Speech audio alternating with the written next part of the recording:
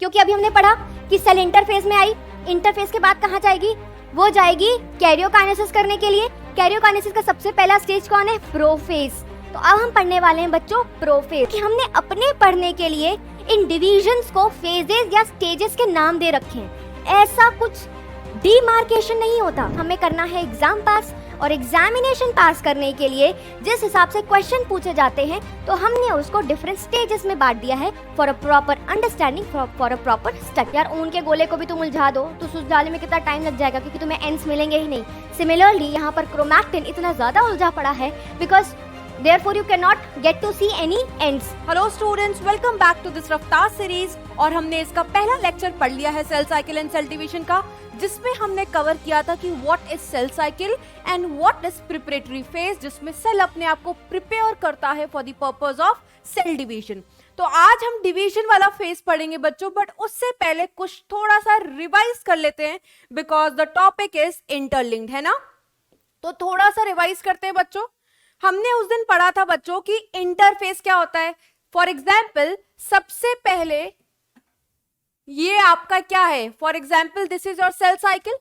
Cell cycle में एक cell आता है for the purpose of division, और सेल डिवीजन से पहले बच्चों करता है ग्रोथ, और ग्रोथ वगैरह सब कुछ कहां होती है, हमारे प्रिपरेटरी फेज में, दैट इज इंटरफेज। तो हमने उस दिन देखा था बच्चों कि जो हमारा इंटरफेज होता है वो 95% ऑफ द सेल साइकिल का ड्यूरेशन लेता है। This is your interphase and this is your M phase. So this occupies 95% of the cell cycle duration, where division के लिए ये सिर्फ कितना लेता है, 5%। M phase is division phase, it could be either mitosis और it could be either meiosis, वो depend करता है कि सेल को कौन सा डिवीजन करना है, ठीक है। इंटरफेस बच्चों हमारा कितने तरीके का होता है, it is further divided into 3 substages, that is G1, S and G2, जिसमें से हमने क्या पढ़ा था, G1 सबसे बड़ा होता है, it is the longest phase of the interface। अच्छा क्वेश्चन आएगा तो जी, अगर सीक्वेंस पूछ लिया with respect to what, with respect to the कौन सबसे बड़ा है, उसके बाद छोटा वाला फेज कौन सा है, तो G1 सबसे लॉन्गेस्ट होता है, followed bye S, then G2। ये याद रखना है बच्चों, सबसे कम ड्यूरेशन जो इंटरफेस का होता है दैट इज G2। तो एक बार सेल आता है, अपने आप को प्रिपेयर करता है through G1, S and G2, जिसमें से सबसे इंपॉर्टेंट चीज किसमें होती है, S में। इसीलिए S को सिंथेटिक फेज बोलते हैं, जिसमें डीएनए का सिंथेसिस रेप्लिकेशन होता है, इजंट इट। इसके बाद ये चला जाता है G2 में। G1 और G2 को हम क्या बोलते हैं, गैप। क्यों, क्योंकि मेजरली हम बोलते हैं डिवीजन यहां हो रही है, डीएनए का सिंथेसिस यहां हो रहा है, तो दो जगह पर गैप क्रिएट हो रही है। पहली गैप को गैप 1, दूसरी गैप को गैप 2। और पर्टिकुलरली इन फेजेस में क्या होता है बच्चों, ग्रोथ होती है। और हमने उस दिन इस लेक्चर में ये भी देखा था कि होता क्या है कि G1 और G2 में पर्टिकुलरली, जैसे G1 में most of the cell organelles का डुप्लीकेशन होता है, और G2 में माइटोकॉन्ड्रिया, क्लोरोप्लास्ट और गोल्जी का होता है। आरएनए प्रोटीन की सिंथेसिस थ्रू आउट कंटिन्यूअस होती है, तो we can say that translation और ट्रांसक्रिप्शन थ्रू आउट चलती है। तो ये सब सेल ने क्यों किया है, ये सब सेल ने अपने आप को प्रिपेयर किया है किसके लिए, डिवीजन फेज के लिए, एम फेज के लिए।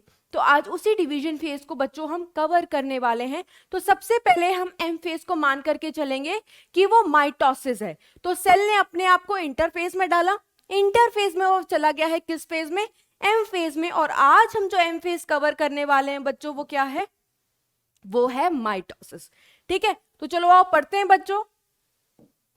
माइटोसिस को, माइटोसिस होता क्या है, it is a type of cell division, क्योंकि it is a division phase. तो लिखते हैं type of cell division, type of cell division in which cell divides to form two identical daughter cell। ये बात गौर करने वाली है बच्चों, two identical daughter cell. Daughter cells तो बनी माइटोसिस के थ्रू, क्योंकि है तो ये सेल डिवीजन। तो साइकिल में अगर एक सेल जाएगा तो दो डॉटर सेल बन के आएंगी। पर गौर फरमाने वाली जो बात है बच्चों, we are getting identical. Why we are saying that ये डॉटर सेल आइडेंटिकल है, ये आइडेंटिकल अपने आप में भी है, they are identical to themselves, identical to themselves as well as parent, as well as parent cell. जैसे याद करो, हम बोलते हैं सेक्सुअल रिप्रोडक्शन में जो ऑफस्प्रिंग्स आती हैं वो अपने पेरेंट्स से रिजेंबल खाती हैं, टोटली आइडेंटिकल हम नहीं बोलते, बट एसेक्सुअल में हम बोलते हैं कि जो ऑफस्प्रिंग्स आते हैं दे आर आइडेंटिकल. और याद करो उन ऑफस्प्रिंग्स को हम क्या बोलते थे? क्लोन्स. याद आया कुछ? क्यों? क्योंकि एसेक्सुअल रिप्रोडक्शन में चलती क्या है बच्चों? एसेक्सुअल रिप्रोडक्शन में चलती ही माइटोसिस है, इजंट इट? तो माइटोसिस चलेगा तो जो बच्चे बन करके आएंगे they would be identical to themselves as well as to the parent cell, and for this reason they are also called as, देखो, they are also called as equational division. Equational division. अब गौर फरमाओ बच्चों, अगर हम बोल रहे हैं कि आपस में भी आइडेंटिकल हैं and they are identical to their parents, इसका मतलब है कि दोनों में क्रोमोसोम नंबर और डीएनए का कंटेंट बिल्कुल सेम होता है.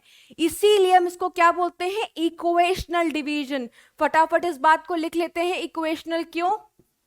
Since chromosome number as well as DNA content remains same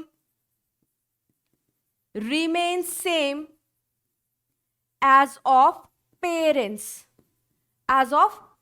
तो यहां से हमने देखा कि एक माइटोसिस होता क्या है जिसमें भी गेट 2 आइडेंटिकल डॉटर सेल. बार बार रिपीट करोगे जितनी बार उतनी बार बच्चों आपको रिवीजन होगा. ठीक है. सो 2 आइडेंटिकल डॉटर सेल्स मिलते हैं. Why? Because they share the equal number of chromosome and the DNA content, and for this reason they are said to be a equational division. इसके अलावा थोड़ी बहुत साइंटिस्ट की बात कर लेते हैं बच्चों कि इसको ऑब्जर्व किसने किया था. ऑब्वियसली सेल डिवीजन के बारे में हमें पता चला है तो ऑब्जर्वेशन हुई होगी. तो इसको ऑब्जर्व किसने किया था? It was observed in plant cell by Strasburger. ईयर करने की जरूरत नहीं है. And they are observed in animal cells by Flemming. ये तो ऑब्जर्वेशन है, बट अगर आपसे पूछा जाए कि टर्म किसने दिया था तो term was given by Fleming. Important थे साइंटिस्ट के नेम इसलिए बता दिए, नहीं तो और हमें साइंटिस्ट के नेम्स नहीं करने हैं. ठीक है. अब हम बात करते हैं बच्चों की अकर कहां होती है. ठीक है. So next we gonna talk about the occurrence of mitosis. यार हम अपनी बात करें यार, हमने डिस्कस किया था कि हम बने हैं एक सिंगल सेल जाइगोट से. दैट मीन्स जाइगोट ने इतना डिवीजन किया कि हम जैसे मल्टी सेलर ऑर्गेनिज्म को बना दिया. चाहे हम अपनी बात करें चाहे हायर प्लांट्स की बात करें, they are also made up of multiple cells, है ना. दैट मीन्स जाइगोट ने की ग्रो. ठीक है. जाइगोट ने क्या किया है? ग्रोथ. और बच्चों जब जब ग्रोथ होगी, जैसे हम जाइगोट से बने हैं ग्रोथ करके, तो कौन सी डिवीजन चली है? माइटोसिस चली है ना. तो जहां पर भी ग्रोथ की बात आएगी, रिपेयर की बात आएगी, रीजनरेशन की बात आएगी, वहां पर जो डिवीजन चलती है दैट इज माइटोसिस. फटाफट लिखते हैं. दैट मीन्स माइटोसिस कहां चलती है? इन डिप्लॉयड सोमैटिक सेल्स. अब आप सोच रहे होंगे सोमैटिक सेल्स क्या होते हैं? सोमैटिक सेल्स बच्चों बॉडी सेल्स होते हैं. जैसे हम अपनी बात करें तो हमारे शरीर में 2 तरीके के सेल्स है मेनली. एक बॉडी सेल्स जिनको हम सोमैटिक सेल्स बोलते हैं, और एक होता है जर्म सेल्स. तो जर्म सेल्स वो सेल्स होती हैं जो गेमीट बनाने में हेल्प करती हैं, चाहे वो स्पर्म बनाए मेल्स में या ओवा बनाए फीमेल्स में. और एक होती है सोमैटिक सेल जिसको हम बॉडी सेल बोलते हैं. So we have made up of hundreds of somatic cells. तो उनमें माइटोसिस चलती है during the phenomena of growth. ठीक है. तो हमने लिख दिया इन डिप्लॉयड सोमैटिक सेल्स. और एनसीईआरटी पढ़ोगे तो ये लाइन किसके लिए लिखी हुई है? एनिमल्स के लिए. उन्होंने बोला हुआ है, एनसीईआरटी हमारी कहती है बच्चों कि एनिमल्स में माइटोसिस चलती है डिप्लॉयड सोमैटिक सेल्स ओनली. जहां पर इसका मैं एक एक्सेप्शन बता सकती हूं, that is honey bee. Honey bee भी एक एनिमल्स के अंदर ही लाओगे तुम, इंसेक्ट का पार्ट. और आपको पता है इंसेक्ट हम किसके अंदर पढ़ते हैं? एनिमल किंगडम के अंदर. है ना, है तो एनिमल ही। तो आपको पता होगा उसमें बच्चों, क्लास 12 में आप जूलॉजी में पढ़ोगे भी कि हनी बी में जो मेल्स बनते हैं जिनको हम ड्रोन्स बोलते हैं, they are formed with the help of mitosis, है ना। और हनी बी जो मेल होता है वो हैप्लॉइड होता है। तो हमने देख लिया ना कि माइटोसिस हैप्लॉइड में भी चल रही है।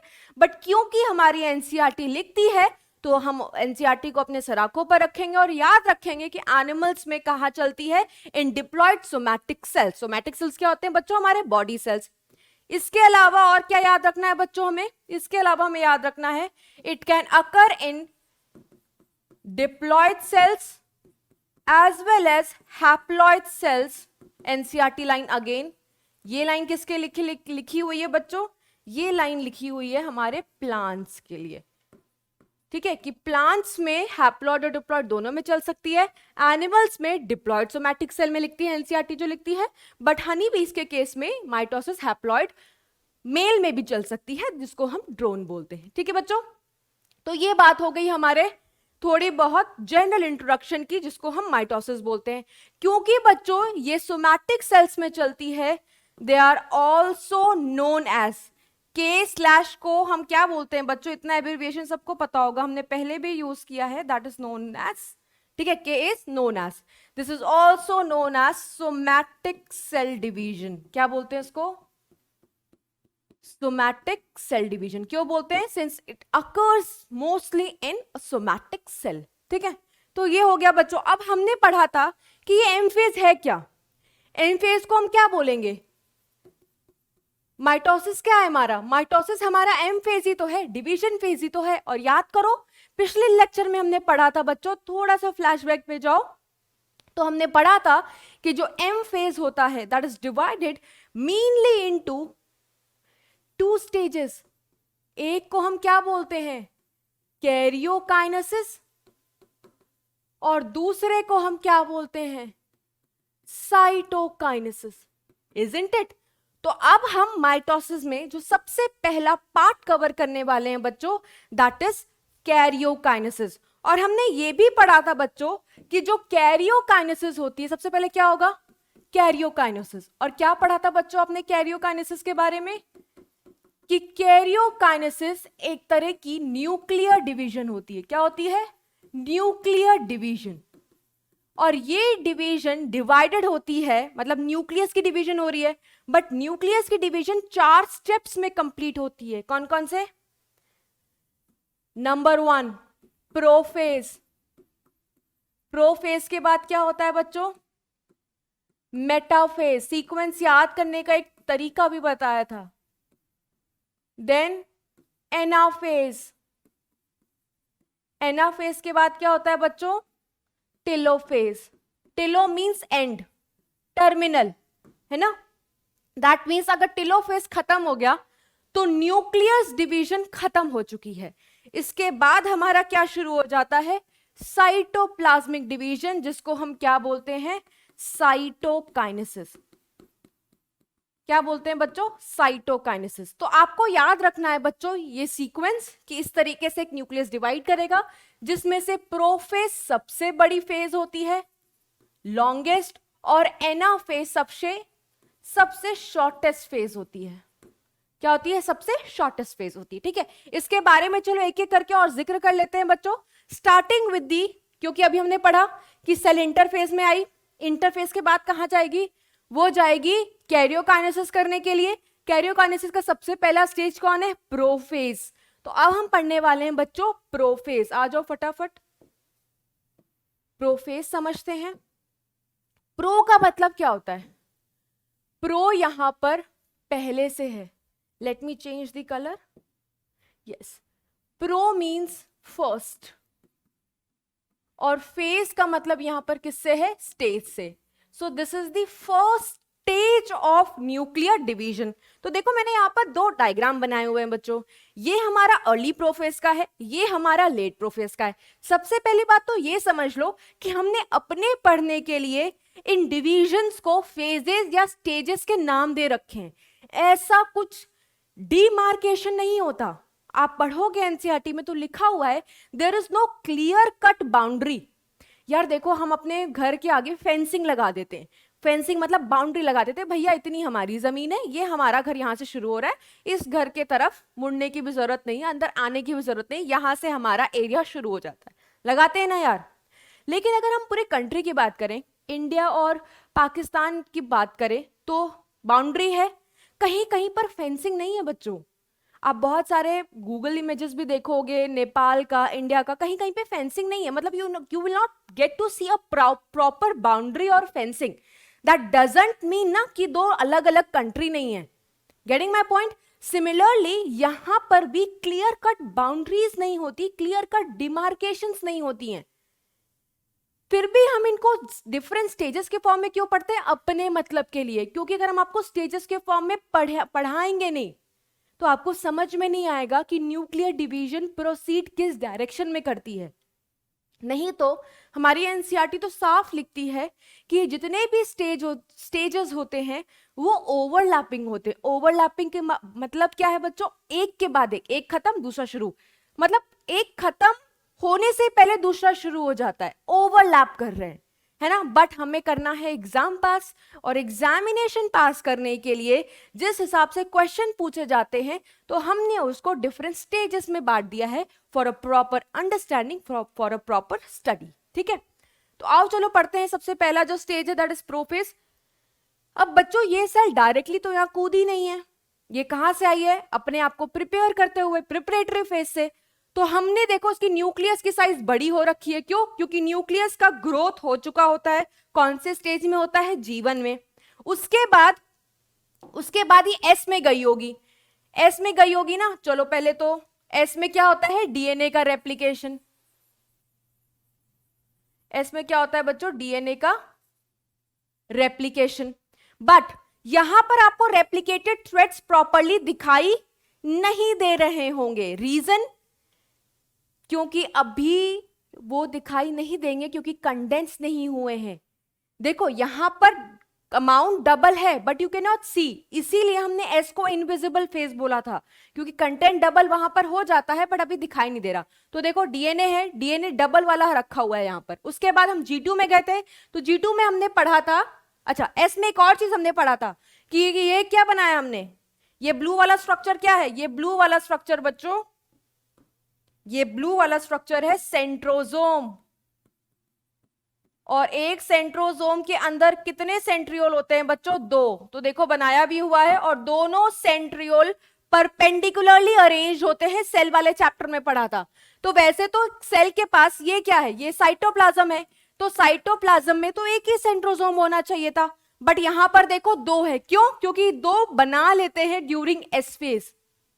ठीक है, इसलिए एस फेज को हम इंटरफेस को हम प्रिपरेटरी फेज बोलते थे। ठीक है, ये देखो ये सेंट्रोजोम सेंट्रियोल है 2, ये बीच में से क्या निकाल रहे हैं? These are what? ये ग्रीन स्ट्रक्चर क्या है बच्चों? ये जो ग्रीन स्ट्रक्चर है ना, इसको यहां पर लिख देती हूं, this is what? Spindle fibres. This is what? Spindle fibres. तो प्रोफेज में हो क्या रहा है? प्रोफेज में आपको 2 सेंट्रोजोम सेंट्रियोल देखने को मिल रहे हैं जो कि पोल्स पर पहुंचने की तैयारी कर रहे हैं। ये जो एरो बनाया है ना, एरो क्यों? बिकॉज ये वाला सेंट्रोजोम इस पोल पर आना चाहता है, ये वाला सेंट्रोजोम इस पोल पर आना चाहता है। तो क्यों ना इसमें हम सबसे पहला पॉइंट लिख लें कि centrioles start moving to opposite pole. लिख लिया। उसके बाद क्या होगा बच्चों? नेक्स्ट स्टेप में देखो आप क्या होगा, ध्यान से देखना। अभी आपको ये जो न्यूक्लियर मटेरियल है ये किस फॉर्म में दिखाई दे रहा है? ये आपको धागे के फॉर्म में दिखाई दे रहा है, दैट इज क्रोमैटिन। इस क्रोमैटिन का रेप्लिकेशन एस फेज में ही हो रखा है। अब जैसे जैसे ये सेल आगे प्रोसीड करेगी फॉर डिवीजन, ये क्रोमैटिन कंडेंस होने लगते हैं। क्या होने लगते हैं बच्चों? कंडेंस होने लगते हैं। और कंडेंसेशन की वजह से ये क्रोमैटिन जब कंडेंस होता है तो तुम्हें क्या दिखाई देता है? तुम्हें दिखाई देते हैं क्रोमोसोम, और क्रोमोसोम के साथ तुम्हें ये भी दिखाई दे रहा है that this is what? This is a dyad chromosome. This is what? This is a dyad chromosome. क्यों? क्योंकि आपको 2 क्रोमैटिड्स दिखाई दे रहे हैं। दैट मीन्स जब एक क्रोमैटिन की कंडेंसेशन होती है प्रोफेज के दौरान तो आपको प्रॉपर क्रोमोसोम्स दिखाई देते हैं विद 2 सिस्टर क्रोमैटिड्स। ये सब कुछ हमने पढ़ा हुआ है। Why we say that these chromatids are sister? Because they share the same centromere. तो हम क्या लिखेंगे बच्चों? हम यहां पर लिखेंगे दैट कंडेंसेशन ऑफ क्रोमैटिड भी कहां पर शुरू हो रही है? Condensation of chromatin to form chromosome starts। ठीक है, या तो मैं सीधा सीधा ऐसे भी लिख सकती हूं बच्चों कि क्रोमैटिन, क्योंकि बहुत सारे बच्चे कंफ्यूज होते हैं, क्रोमैटिन जब कंडेंस होता है, क्रोमैटिन क्या होता है बच्चों? जब कंडेंसेशन में जाता है तो जाकर के क्या बनता है? तो जाकर के बनता है क्रोमोसोम। तो अगर आपसे क्वेश्चन पूछा जाए कि क्रोमोसोम या क्रोमैटिन कंडेंसेशन कहां स्टार्ट होती है, तो you will mark what? You will mark prophase. ठीक है, अब यहां पर देखो बच्चों, हमने देखा कि पहले प्रोफेज में अर्ली प्रोफेज और लेट प्रोफेज को मार्क किया हुआ है। अर्ली प्रोफेज में तुम्हें क्रोमैटिन दिखाई दे रहा है, लेट प्रोफेज में तुम्हें क्रोमोसोम दिखाई दे रहा है ना? तो क्यों ना लिख लें कि chromosomes with two sister chromatids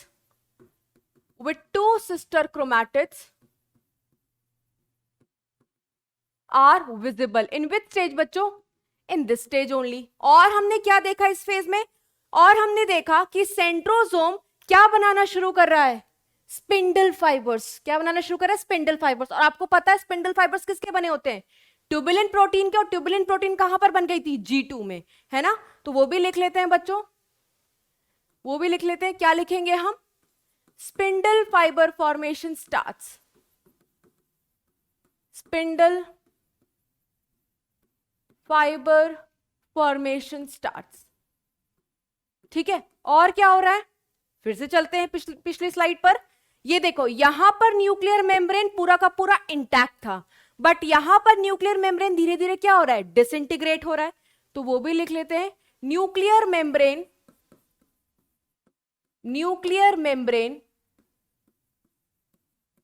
starts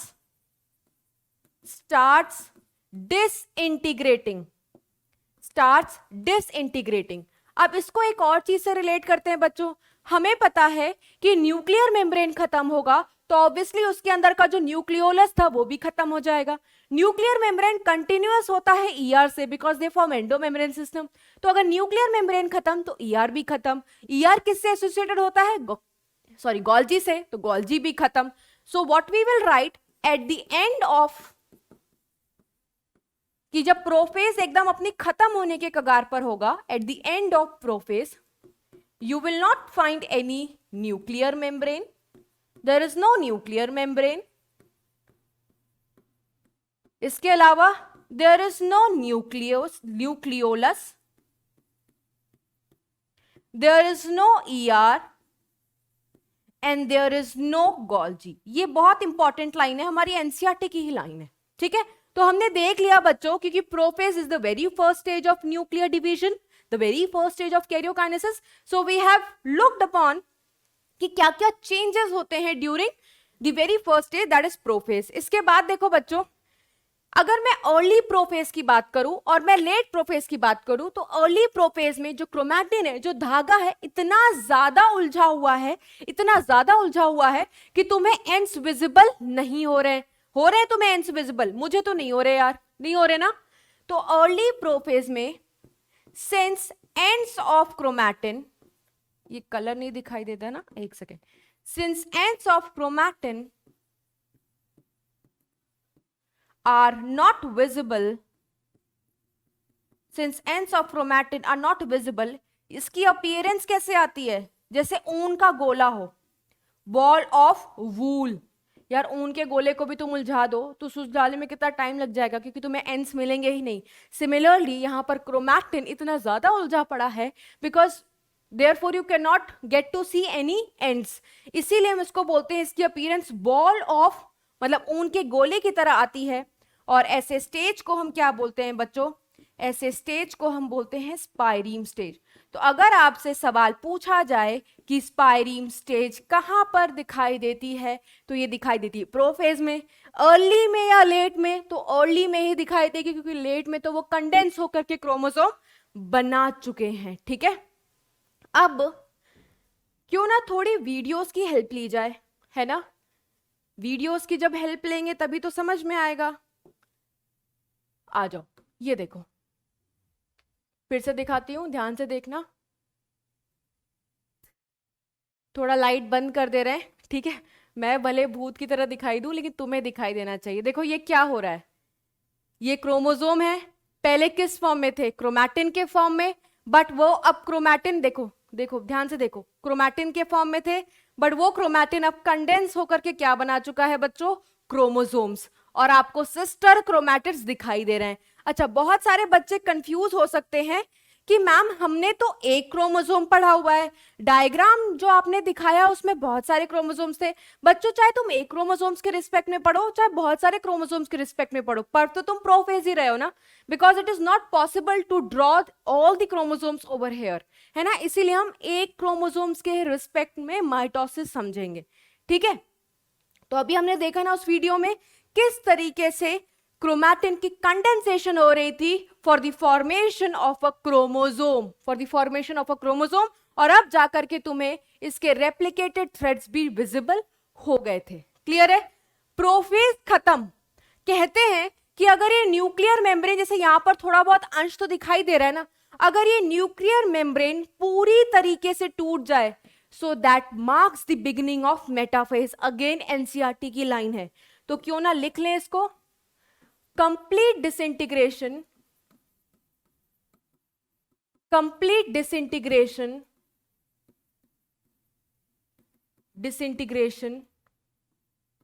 marks the beginning of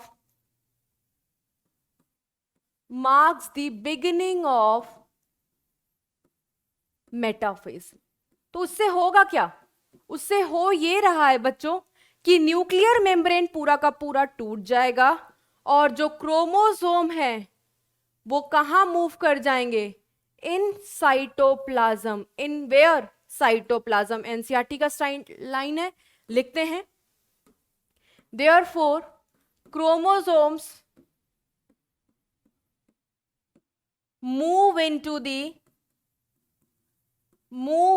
the cytoplasm. आप डायग्राम में भी देखो, हमने देखा कि साइटोप्लाज्म में मूव कर चुका है। अच्छा, एक चीज देखो, इसके पहले वाले स्टेज में क्रोमोसोम कहीं भी मौजूद हो, लेकिन जैसे ही मेटाफेज आता है ये बिल्कुल इक्वेटर पर आकर के चिपक जाएंगे। ठीक है, और होगा क्या, सेंट्रोसोम्स देख लो कहां पर पहुंच चुके हैं। ये क्या है बच्चों, centrosome. They reach their respective pole. इस वाले फेज में ये अपने रिस्पेक्टिव पोल्स पर पहुंच चुके हैं। चलना कहां पर शुरू किया था बच्चों, चलना शुरू किया था प्रोफेज में। तो क्वेश्चन आए कि चलना कहां शुरू किया था, तो प्रोफेज। कब अपने पोल्स पर पहुंच जाते हैं तो what you will mark, you will mark metaphase. एक और चीज देखो, सेंट्रोसोम्स ने स्पिंडल बनाना कहां शुरू कर दिया था, प्रोफेज में। कहां शुरू कर दिया था, प्रोफेज में। तो जब सेंट्रोसोम माइक्रोट्यूब्यूल जनरेट करता है ना, माइक्रोट्यूब्यूल जनरेशन से ही फाइबर्स बनते हैं। तो दो तरीके के माइक्रोट्यूब्यूल जनरेट करता है, एक पोल्स की तरफ, ये वाला जो है, इनको हम क्या बोलते हैं बच्चों, एस्टर या एस्ट्रल रेज बोल सकते हो। इनकी अपीयरेंस क्योंकि हर तरफ बना रहा है ऐसे रेडिएशन, तो इनकी अपीयरेंस स्टार लाइक आती है, इसलिए इस अपीयरेंस को हम क्या बोलते हैं, एस्टर। तो तुम्हें एक स्टार लाइक अपीयरेंस यहां पे भी दिखाई दे रही है और एक स्टार लाइक अपीयरेंस यहां पे भी दिखाई दे रही है, इसको हम क्या बोल रहे हैं, एस्टर। ठीक है, और ये बनाता है माइक्रोट्यूब्यूल टुवर्ड्स क्रोमोसोम ऑल्सो। ये भी देखो माइक्रोट्यूब्यूल्स के फाइबर्स हैं। ये कौन जनरेट कर रहा है, ये भी कौन जनरेट कर रहा है, सेंट्रोसोम जनरेट कर रहा है। तो ये क्या है हमारे स्पिंडल फाइबर्स। ये भी किसके बने हुए हैं, ये भी माइक्रोट्यूब्यूल्स के बने हुए हैं। तो कहने का मतलब ये है कि जो फाइबर्स टुवर्ड्स क्रोमोसोम रेडिएट करता है मतलब क्रोमोसोम की तरफ जो फाइबर्स जा रहे हैं उनको स्पिंडल फाइबर्स बोलते हैं। जो फाइबर्स पोल्स की तरफ वो रेडिएट करता है उसको हम क्या बोलते हैं, एस्ट्रल रेस। और इसकी वजह से तुम्हें एक तारा की रेडिएशन तो हर तरफ आती है ना, तो ऐसा लगता है कि इनकी अपीयरेंस माइक्रोस्कोप के अंदर स्टार लाइक आती है, इसलिए इसको बोलते हैं एस्टर रेस। और स्पिंडल फाइबर्स और एस्ट्रल रेस को अगर हम मिला दें या एस्टर को मिला दें तो इन्हीं को हम बोलते हैं माइटोटिक एपरेटस। माइटोटिक एपरेटस में आपको ये तो बना हुआ डायग्राम है, एक और डायग्राम दिखाती हूं, बच्चों ध्यान से सुनते जाना, ठीक है, ये चैप्टर समझने वाला है, ध्यान से सुनते जाओ। ये देखो, ये देखो, ये अभी तुम्हारा कौन सा डायग्राम है, ये तुम्हारा है प्रोफेज का डायग्राम, क्योंकि एनसीईआरटी प्रोफेज में लिखती है कि centrosome and centrioles they start moving to the opposite pole और ये माइक्रोट्यूब्यूल्स बनाना शुरू कर देते हैं। तो ये देखो, सिर्फ इसको देखो, इसको, ये तारे की तरह अपीयर हो रहा है, स्टार लाइक, इसीलिए इसको क्या बोलते हैं, एस्टर, ठीक है। और इन रेस को क्या बोलते हैं, एस्ट्रल रेस। क्या बोलते हैं बच्चों, एस्ट्रल रेस। और ये जो माइक्रोट्यूब्यूल इधर की तरफ जनरेट कर रहा है, जहां पर अब बीच में क्या आ जाएंगे, क्रोमोसोम्स आ जाएंगे, इनको क्या बोलते हैं, इनको बोलते हैं स्पिंडल फाइबर्स। और दोनों को साथ में मिला करके हम माइटोटिक एपरेटस बोलते हैं। तो अगर क्वेश्चन आए कि इनकी शुरुआत कहां से हो जाती है, तो प्रोफेज है ना, और इनका एंड कहां पर होता है, स्पिंडल फाइबर्स बन के तैयार कहां हो जाते हैं, तो that would be your metaphase. तो जिस हिसाब से क्वेश्चन पूछा जाए बच्चों, उस हिसाब से हमें मार्क करना है answer.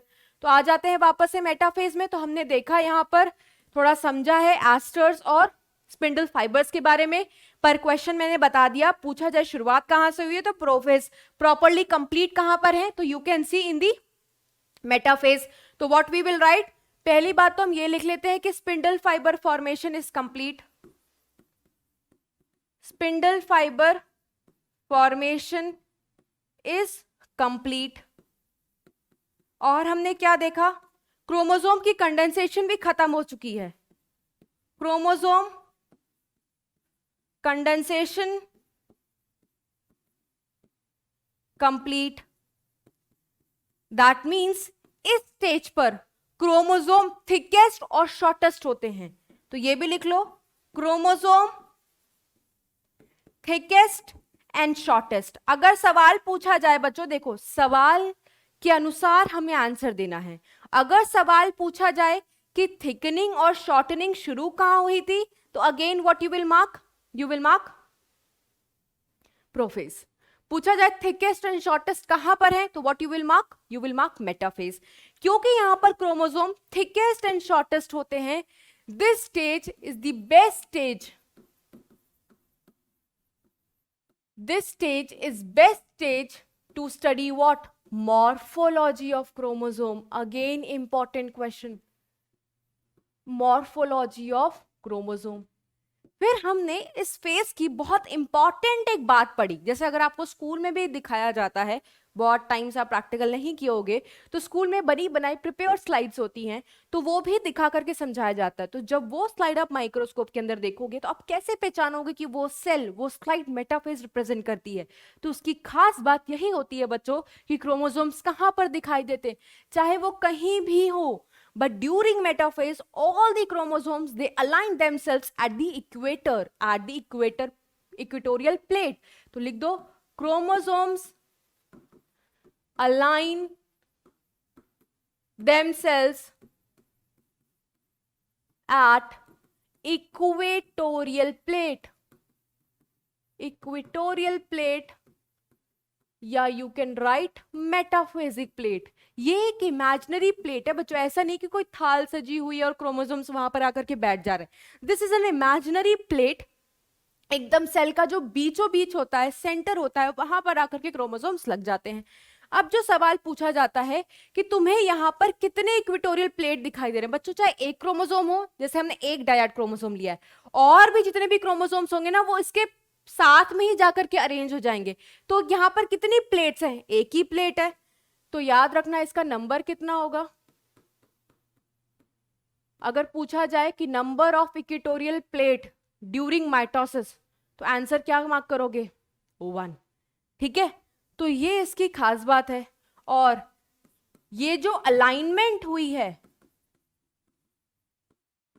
This alignment is known as, क्या बोलते हैं इस फिनोमिना को, क्या बोलते हैं बच्चों, जब एक क्रोमोसोम सेल के बीचों बीच आकर के लग जाता है तो that is called as congression. So that is called as congression. क्यों ना इसके लिए भी एक वीडियो देख लें यार, थोड़ी अंडरस्टैंडिंग को अपने प्रॉपर करने के लिए। अच्छा, ये देखो हमने पढ़ा था ना, ठीक है, क्रोमोसोम सब आ चुके हैं, लेकिन अभी तुम्हारी न्यूक्लियर मेम्ब्रेन, ये क्या है ब्राउन कलर की, यार बंद करते हैं थोड़ा लाइट, ये क्या है न्यूक्लियर मेम्ब्रेन अभी प्रॉपरली डिसइंटीग्रेट नहीं हुई है। ठीक है, यहां पर इस पिक्चर में दिखा रहे हैं, देखो इसको थोड़ा जूम करके, कि ये देखो भैया एक डायड क्रोमोसोम है जिसमें सेंट्रोमियर तुम्हें दिखाई दे रहा है, और तुम्हें क्या दिखाई दे रहा था, 2 सिस्टर क्रोमैटिड्स, है ना, ये देखो 2 सिस्टर क्रोमैटिड्स। अब नेक्स्ट चलते हैं बच्चों, हाँ ये भी प्रोफेज है, इसमें क्या दिखा रहे हैं, सेंट्रोसोम सेंट्रियोल्स, देखो ऑपोजिट पोल्स पर पहुंच चुके हैं, ध्यान से देखना, ऑपोजिट पोल्स पर पहुंच चुके हैं, न्यूक्लियर मेम्ब्रेन डिसइंटीग्रेट कर चुकी है, और जितने भी क्रोमोसोम्स थे बच्चों वो कहां पर आ गए हैं, साइटोप्लाज्म में। यही बात लिखी है हमने, किसके लिए, मेटाफेज के लिए, कि जैसे ही न्यूक्लियर मेम्ब्रेन कंप्लीटली टूट जाती है, that marks the beginning of which phase, metaphase. तो जैसे ही ये पूरा का पूरा क्रोमोसोम्स न्यूक्लियर मेम्ब्रेन को तोड़ करके साइटोप्लाज्म में आएगा, क्या शुरू हो जाएगा, मेटाफेज। अब देखो इसमें क्या हो रहा है, क्रोमोसोम्स कहीं भी थे, ये अपने आप को अलाइन कर रहे हैं और बीचों बीच ले आए, ये देखो, और यू कैन सी बच्चों आपको कितनी मेटाफेजिक प्लेट दिखाई दे रही है, आपको सिर्फ एक ही मेटाफेजिक प्लेट दिखाई दे रही है, एज यू कैन सी, है ना। हुआ क्या इसमें, हुआ क्या है, देखो इस वाले पिक्चर में देखना, हुआ क्या है बच्चों, ये जो स्पिंडल, ये सेंट्रोसोम सेंट्रियोल है, तो इन्होंने पोल्स की तरफ भी रेज निकाली जिसको एस्ट्रल रेज बोलते हैं, और जो रेज ये क्रोमोसोम की तरफ निकालते हैं उनको क्या बोलते हैं, स्पिंडल फाइबर्स। तो हमें पता है कि स्पिंडल फाइबर्स एक स्पेसिफिक जगह पर जाकर के अपने आप को अरेंज करते हैं, कहां पर, सेंट्रोमियर के अराउंड क्या होता है बच्चों, काइनेटोकोर। तो इस पर्टिकुलर डायग्राम में वो क्या दिखा रहे हैं कि देखो किस तरीके से स्पिंडल फाइबर काइनेटोकोर से जुड़ जाता है ड्यूरिंग मेटाफेज, और उनकी मदद से ये सब कुछ कहां पर आ जाते हैं, कांग्रेशन शो करके बीचों बीच आ जाते हैं। ठीक है, तो यहां तक हमने समझा बच्चों। अच्छा, तो इस डायग्राम से बच्चों एक और बात जो हमें समझ में आती है, एक और पॉइंट हम ऐड कर सकते हैं, दैट इज व्हाट, कि स्पिंडल फाइबर्स बने भी यहीं थे पूरी तरीके से, and spindle fibres get attached to kinetochore in this stage itself, in this stage itself। Clear हो गया बच्चों, ठीक है, भले लाइट ऑफ करने के दौरान मैं भूत बन जाऊं, बट उससे कोई फर्क नहीं पड़ता, तुम्हें समझ में आना चाहिए, दैट इज मोर इंपॉर्टेंट। और विजिबिलिटी थोड़ी बेटर करने के लिए I am switching off the light. Okay, so ये हो गया बच्चों किसके बारे में, ये हो गया हमारा मेटाफेज के बारे में।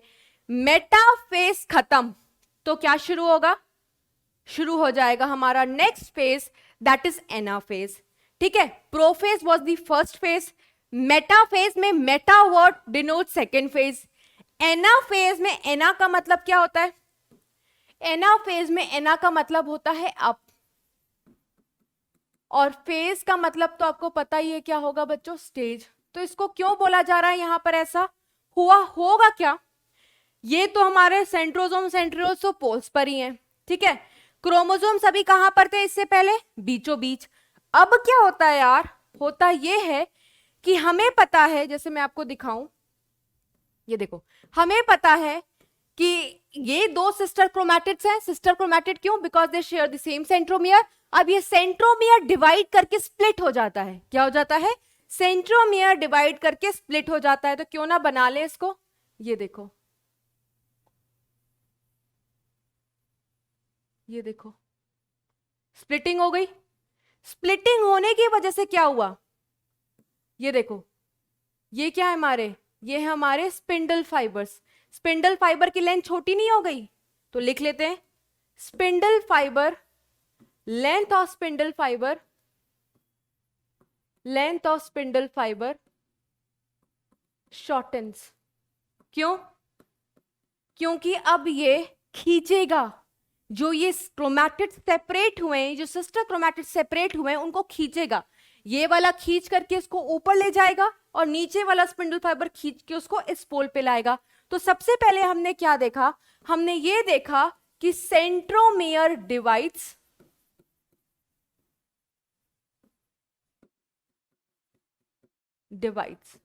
ठीक है, and sister chromatids are separated, sister chromatids are separated, यही देखा हमने बच्चों। अब ये जो सिस्टर क्रोमैटिड सेपरेट हुए हैं, यही तो आगे जाकर के डॉटर सेल में दिखाई देंगे, और जब वो डॉटर सेल बड़ा होगा तो उसका क्रोमोसोम वही तो बनाएगा, इजंट इट। इसीलिए एनसीईआरटी लिखी हुई है कि जो सिस्टर क्रोमैटिड्स होते हैं, they are future chromosome of future daughter cell, ठीक है, ये भी बात हमने लिख ली। अब होगा क्या बच्चों, ये जो क्रोमैटिड सेपरेट हुए हैं, ये they will start moving to the opposite pole, ये भी लिख लो, दैट सिस्टर क्रोमैटिड्स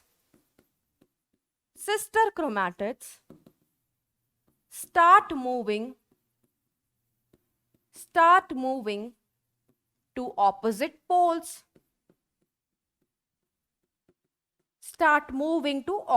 poles, ठीक है। अब फिर एनसीईआरटी की एक बहुत इंपॉर्टेंट बात आई है। बात यह है कि एनसीईआरटी ने लिखा हुआ है कि ये जो सेंट्रोमियर है, ये फेस कर रहा है टुवर्ड्स पोल। ये कहां पर है, ये सबसे पहले पोल्स की तरफ भाग रहा है। देखो यही तो है, क्योंकि इसी के अराउंड काइनेटोकोर है जो स्पिंडल फाइबर पे लगा हुआ और स्पिंडल फाइबर्स को खींच रहा है। तो सबसे पहले कौन पहुंचेगा, सेंट्रोमियर, और सेंट्रोमियर के बाद ये दो आर्म्स उसका पीछा कर रहे हैं। तो एनसीईआरटी ने लिखा हुआ है कि centromere first move towards the pole and the arms are trailing behind it. Trailing मतलब पूंछ की तरह उसका पीछा कर रहे हैं, ठीक है। तो ये लिख लो, arms trail behind it, arms trail behind it. ये क्वेश्चन आता है बच्चों, याद रखना, ठीक है। अब एक चीज और देखो, जैसे ही सेंट्रोमियर स्प्लिट हुआ और क्रोमैटिड सेपरेट हुए, you can see properly the shape of the chromosome. जैसे यहां पर जो हमने शेप बनाया है आपको दिखाई दे रहा है, दैट इज वी, है ना। तो अगर क्वेश्चन पर पूछा जाए कि शेप को पढ़ने के लिए सबसे बेस्ट स्टेज कौन है, तो वो कौन सा है, एनाफेज है। तो लिख लेते हैं, it is the best stage to study shape of the chromosome,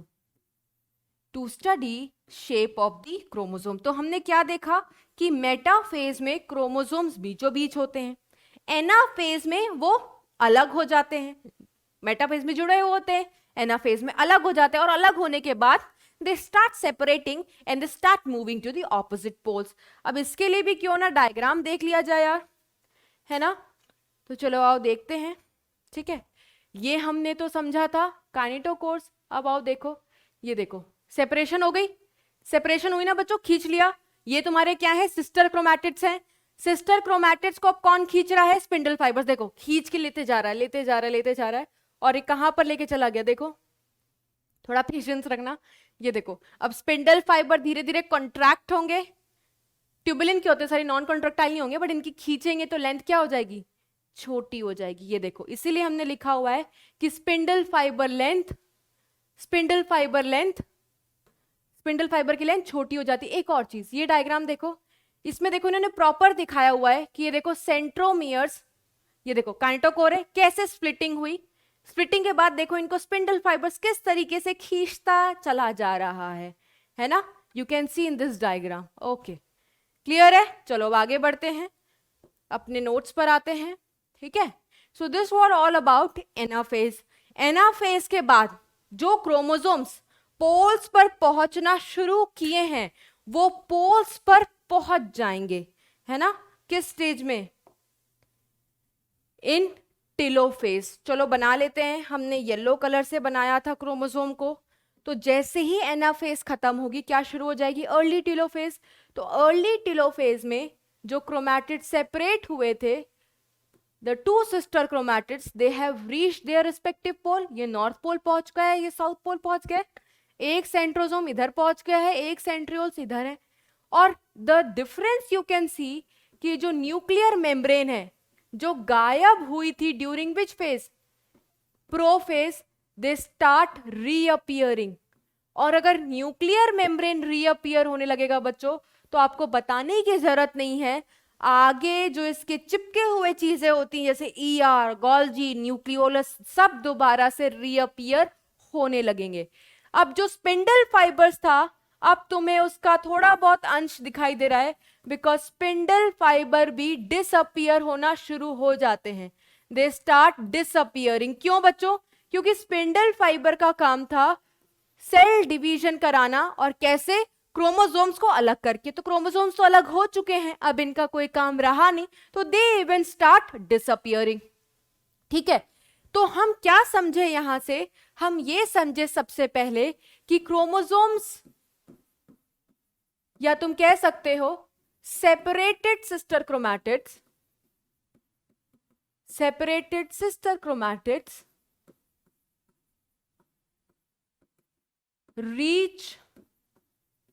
reach their respective pole।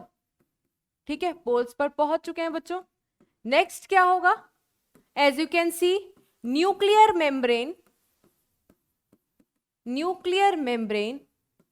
Starts reappearing. Starts, एक चीज ऐसे लिख लेते हैं ना, न्यूक्लियर मेम्ब्रेन के साथ साथ और कौन आ जाएगा?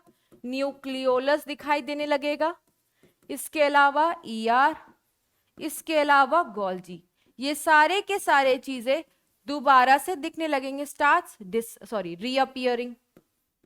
ठीक है, लिख लिया। फिर क्या होगा बच्चों? मैंने फिर लेट टेलोफेज क्यों लिखा है? लेट टेलोफेज में देखो प्रॉपर तुम्हें न्यूक्लियर मेम्ब्रेन भी दिखाई दे रहा है। अब क्या होगा? याद करो, प्रोफेज में हमने पढ़ा था कि क्रोमैटिन से क्रोमोसोम बने। याद क्या करना है? स्लाइड दिखा देती हूँ यार, जस्ट अ सेकेंड। ये देखो, हमने पढ़ा था कि क्रोमैटिन कंडेंस हुआ था, तो क्या बनाया था? तब बना था हमारा कंडेंस होकर के क्रोमोसोम। जैसे हमने लिखा है ना, क्रोमैटिन कंडेंस होता है टू फॉर्म क्रोमोसोम, या एनसीईआरटी एक और लिखती है कि अनटैंगल होता है, उलझा हुआ है ना, अनटैंगल होता है तो जाकर के हमारा क्रोमोसोम बनता है। लास्ट फेज में क्या होता है, जरा ध्यान देना, लास्ट स्टेज में क्या होता है? ये क्रोमोसोम डीकंडेंस होते हैं, डीकंडेंसेशन में जाते हैं to form what? To form a coiled structure that is called as chromatin. तो अगर क्वेश्चन पूछा जाए कि डीकंडेंसेशन ऑफ क्रोमोसोम कहां होता है, तो क्या बोलोगे? टेलोफेज। तो what you will write? डीकंडेंसेशन of chromosome, decondensation of chromosome, that means chromosome अपनी एक डिस्टिंक्ट आइडेंटिटी जो है, अभी तो यहां पर डिस्टिंक्ट दिखाई दे रहे हैं ना, वो उनकी आइडेंटिटी खो देते हैं और दोबारा से किस फेज में आ जाते हैं? A thin thread like structure that is called as chromatin, that is called as chromatin. Clear है? क्यों आ गए? क्योंकि अब हम न्यूक्लियर डिवीजन खत्म करने वाले हैं। क्यों? क्योंकि टेलोफेज आ गया। टेलो का मतलब क्या होता है? याद करो, टेलो का मतलब होता है terminal. That means nuclear division खत्म हो रही है। ऑब्वियसली खत्म हो रही है, क्यों? क्योंकि न्यूक्लियस डिवाइड कर चुके हैं। देखो, आपको एक सेल के अंदर दो न्यूक्लियस दिखाई दे रहा है, that means nucleus division is over. So इसी वजह से जहां से कहानी शुरुआत हुई थी, कहां से? क्रोमैटिन से, इसीलिए क्रोमोसोम डीकंडेंस होकर के दोबारा से किस फॉर्म में आ गया? क्रोमैटिन के फॉर्म में। तो we can add one more point that chromosome lose their identity,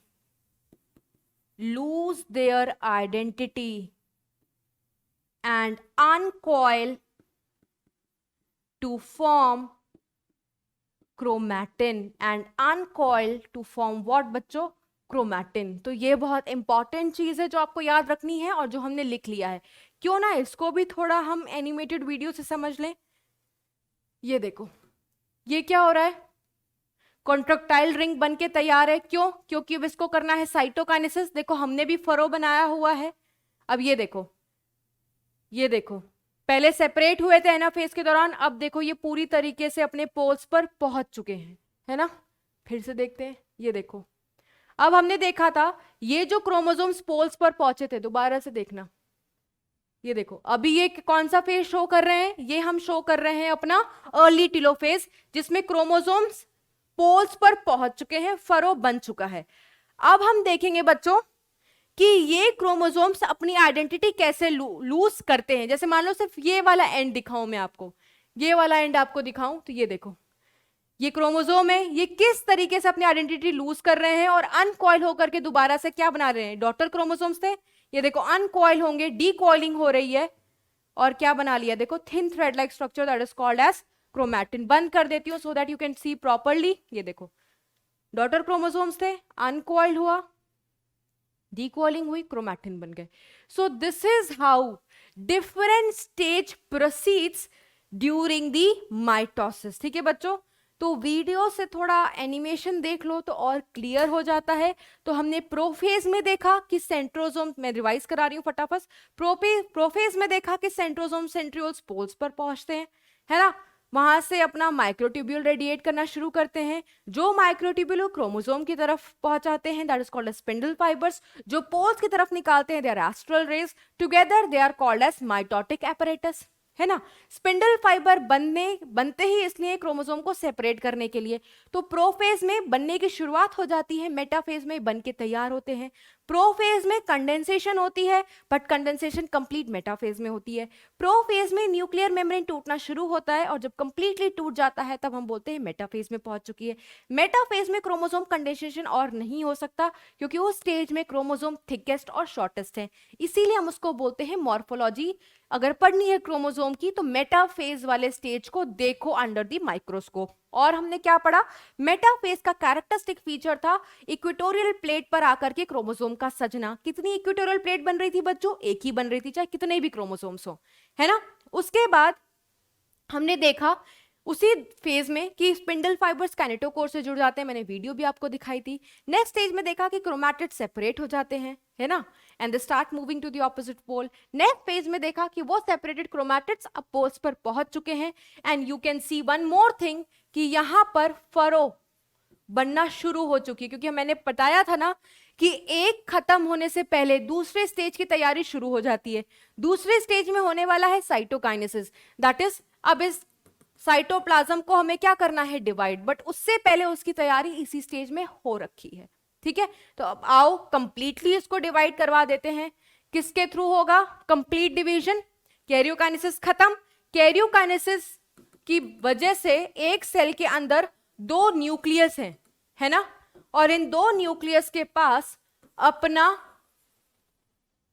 chromatin genetic material भी है और अपना सेंट्रोसोम और सेंट्रियोल भी है।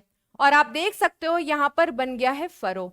याद करो बच्चों, सेल वाले चैप्टर में हमने पढ़ा था कि माइक्रोफिलामेंट्स जो होते हैं वो ये क्या है हमारी, ये प्लाज्मा मेम्ब्रेन है, ये सेल मेम्ब्रेन है। तो जो माइक्रोफिलामेंट्स होते हैं, जो कंट्रैक्टाइल प्रोटीन्स होते हैं, वो इसी प्लाज्मा मेम्ब्रेन के पास मौजूद होते हैं। तो वो क्या करते हैं, उनको कंट्रैक्ट करते रहते हैं।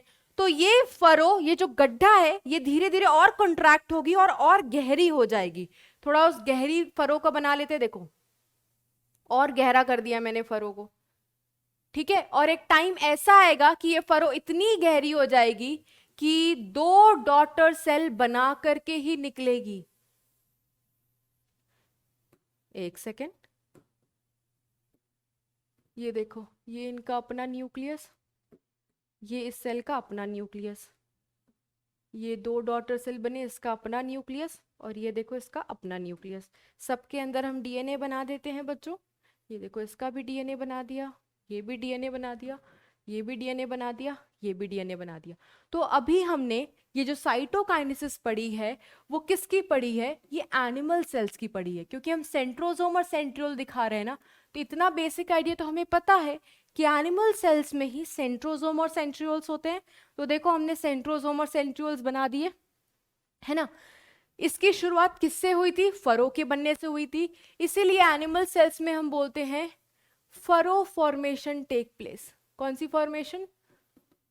Furrow formation takes place. ठीक है, फरो कहां पर बनी है? बाहर की तरफ बनी है। दैट मीन्स पेरीफेरी की तरफ बनी है। पेरीफेरी के बनने के बाद ये धीरे धीरे गहरी होती जा रही है और सेंटर की तरफ आ रही है। देखो, गहरी होने के बाद ये कहां पर आ गई? सेंटर के बाद। और जब इतनी गहरी हो जाएगी तो इसको यहां से डिवाइड कर देगी, इसको यहां से डिवाइड कर देगी। दैट मीन्स बने पेरीफेरी पर, but since they are moving towards centre, ऐसी ग्रोथ को हम क्या बोलते हैं? ऐसी ग्रोथ को हम क्या बोलते हैं? सेंट्रीपिटल। Centripetal in growth. तो ये जो फरो बन रहा है दैट सेंट्रीपिटल इन ग्रोथ, और इतनी गहरी हो जाएगी कि डिवीजन करा करके you will get a 2 daughter cell. और ये डॉटर सेल अगर माइटोसिस से बनी है, ऑब्वियसली माइटोसिस से बनी है, तो होगा क्या? ये आपस में भी देखने में बहुत सेम होंगी। ठीक है, बहुत नहीं, आइडेंटिकल ही होंगी। अलोंग इनके पास और क्या चीजें होंगी बच्चों? अपने पेरेंट्स से भी मिलते जुलते होंगे। तभी तो हमने इनको बोला था कि they have same number of chromosome as well as DNA content. तभी तो हम बोलते हैं दैट माइटोसिस है इक्वेशनल डिवीजन। तो देखो, डिवीजन के पास इनका अपना साइटोप्लाज्म आ गया, और इनका अपना न्यूक्लियस आ गया, और इनका अपना सेंट्रोसोम आ गया। सिमिलरली ये जो सेल बनी, इसके पास अपना साइटोप्लाज्म था, अपना न्यूक्लियस है, और अपना सेंट्रोसोम है ना। अब यहां पर एक चीज समझने वाली है। देखो, अगर ये सेल को दोबारा से सेल साइकिल में जाना होगा तो ये डिसीजन जीवन में लेते हैं। अगर उनको डिवाइड करना है तो जीवन के बाद वो एस में चले जाएंगे, नहीं करना है तो जीवन से एग्जिट मार करके जी नॉट में चले जाएंगे, जहां पर वो डिवाइड नहीं करते, अपना स्पेसिफिक काम करते हैं। तो यहां पर गौर फरमाओ, अगर इस सेल को इंटरफेज में जाना है तो यहां पर इसका एक ही सेंट्रोसोम है। एक सेंट्रोसोम से डिवीजन कैसे कराओगे? देखो, कहीं हो सकता है? नहीं हो सकता है। 2 तो चाहिए ही, एक पोल पे, एक दूसरे पोल पर। इसीलिए ये अपने आप को प्रिपेयर करवाने के लिए इंटरफेज में एंट्री मारती है। तो थोड़ा सा और हम क्लियर हो गए। ठीक है बच्चों, एनिमल सेल का तो हमने देख लिया, प्लांट सेल का भी देख लो डिवीजन कैसे होता है। ठीक है, प्लांट सेल में क्या होता है बच्चों? ये इसकी सेल मेम्ब्रेन है, और ये 2 नए बने हुए न्यूक्लियस हैं, और न्यूक्लियस के अंदर अपना क्या है बच्चों? Nuclear material that is DNA. देखो, प्रोफेज, मेटाफेज, एनाफेज, टेलोफेज बिल्कुल वैसे ही होती है। ठीक है, बिल्कुल वैसे ही होगी, बस थोड़े थोड़े डिफरेंसेस है। जैसे साइटोकाइनेसिस में कुछ डिफरेंस है, आओ पढ़ लेते हैं। वहां पर फरो बनी थी, यहां पर फरो नहीं बनती। होता क्या है, ये देखो, ये साइटोप्लाज्म है इनका, न्यूक्लियस डिवाइड कर चुका है, बट अभी न्यूक्लियस उसी सेम साइटोप्लाज्म में है ना। तो हम चाहते हैं कि साइटोप्लाज्म भी इनका डिवाइड कर जाए। तो साइटोप्लाज्म डिवाइड करेगा साइटोकाइनेसिस के थ्रू। कैसे करता है प्लांट सेल में? प्लांट सेल में 2 न्यूक्लियस के बीच में कुछ चीजें आकर के डिपॉजिट होने लग जाती हैं, और वो चीजें क्या हैं? वो चीजें हैं स्पिंडल फाइबर। तुम स्पिंडल फाइबर कह सकते हो, या तुमको पता है स्पिंडल फाइबर किसके बने होते हैं बच्चों? ट्यूबुलिन प्रोटीन के, वो भी कह सकते हो। स्पिंडल फाइबर और गॉल्जी आकर के 2 न्यूक्लियस के बीच में डिपॉजिट होने लगते हैं। उसकी वजह से यहां पर एक प्लेट बनती है। उस प्लेट को क्या बोलते हैं? उस प्लेट को बोलते हैं फ्रेगमोप्लास्ट। तो वहां पर हमने क्या पढ़ा था यार? फरो बन रही थी, इसलिए उसको फरो मेथड बोलते थे। यहां पर क्या बन रही है? प्लेट बन रही है। इसीलिए हम इसको क्या बोलते हैं कि प्लांट में साइटोकाइनेसिस कैसे होती है? सेल प्लेट बना करके। इसीलिए हम इसको क्या बोलते हैं बच्चों? Cell plate method. ठीक है, तो हमने देखा कि प्लांट्स में साइटोकाइनेसिस मतलब डिवीजन ऑफ साइटोप्लाज्म की शुरुआत होती है with the formation of a plate. और ये प्लेट कौन बनाता है? स्पिंडल फाइबर कह लो, ये ट्यूबुलिन प्रोटीन कह लो, या गोल्जी कह लो। अब होगा क्या? इस प्लेट की होगी ग्रोथ। इस प्लेट की क्या होगी? ग्रोथ। ये बना कहां पर है? ये बना सेंटर पर है, पर ग्रोथ करने के बाद ये जाएगा पेरीफेरी की तरफ, और एक टाइम ऐसा आएगा कि ये यहां तक पहुंच जाएगा पूरा का पूरा प्लेट, और यू कैन सी ये 2 डॉटर सेल बन करके आ जाएंगी। आप बना भी सकते हो यार, इसमें कोई बड़ी बात नहीं है। एक डॉटर सेल यहां बना लो, ये देखो,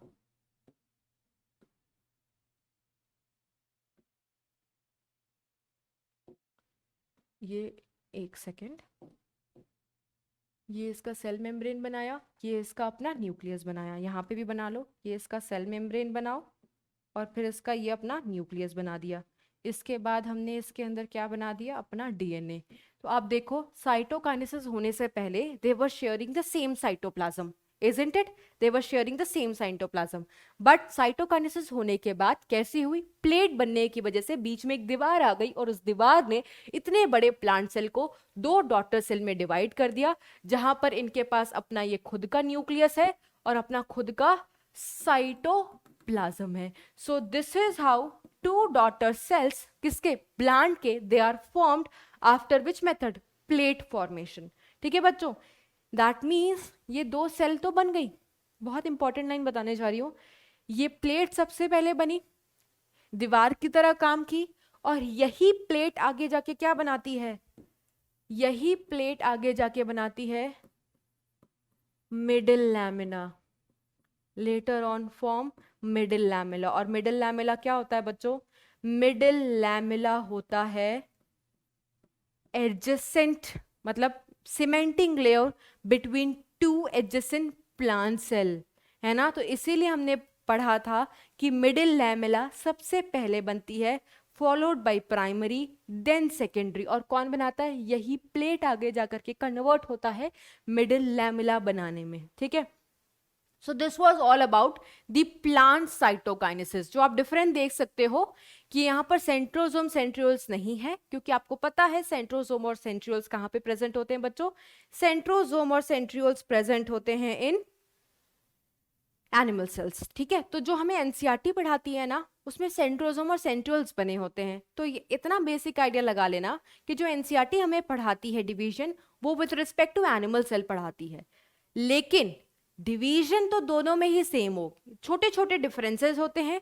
दैट डिफरेंस इज कि यहां पर प्लेट बनती है, एनिमल्स में फरो बनती है, यहां पर सेंट्रोसोम सेंट्रियोल्स नहीं होते, वहां पर होते हैं। तो आपके मन में एक छोटा सा डाउट आ रहा होगा कि सेंट्रोसोम सेंट्रियोल्स यहां नहीं है तो ये डिवाइड कैसे करता है। उसके लिए टेंशन मत लो, उसके लिए मैं आपको एक बहुत इंपॉर्टेंट नोट पॉइंट बताऊंगी लेटर ऑन। ठीक है, तो यहां पर बच्चों हमने माइटोसिस कवर कर लिया है, जिसमें हमने उसको कवर किया न्यूक्लियर डिवीजन में और साइटोकाइनेसिस में।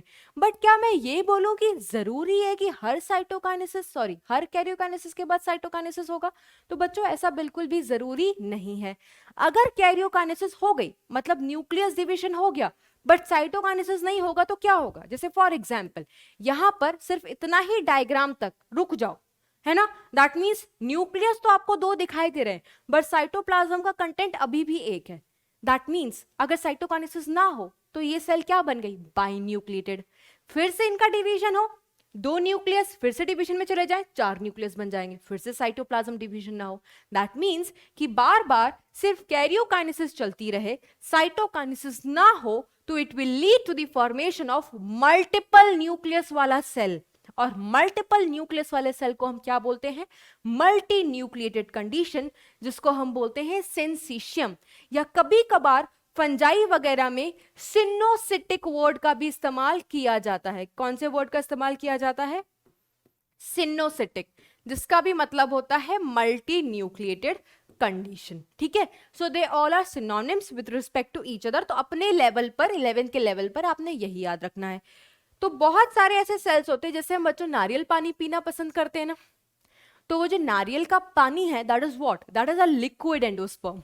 और वो लिक्विड एंडोस्पर्म बना कैसे है, वो लिक्विड एंडोस्पर्म जो कोकोनट का होता है ना, वो बनता इसी मेथड से है कि बार बार उस नारियल के अंदर सिर्फ और सिर्फ कैरियोकाइनेसिस हो रही है, उसमें कोई साइटोकाइनेसिस नहीं हो रही है।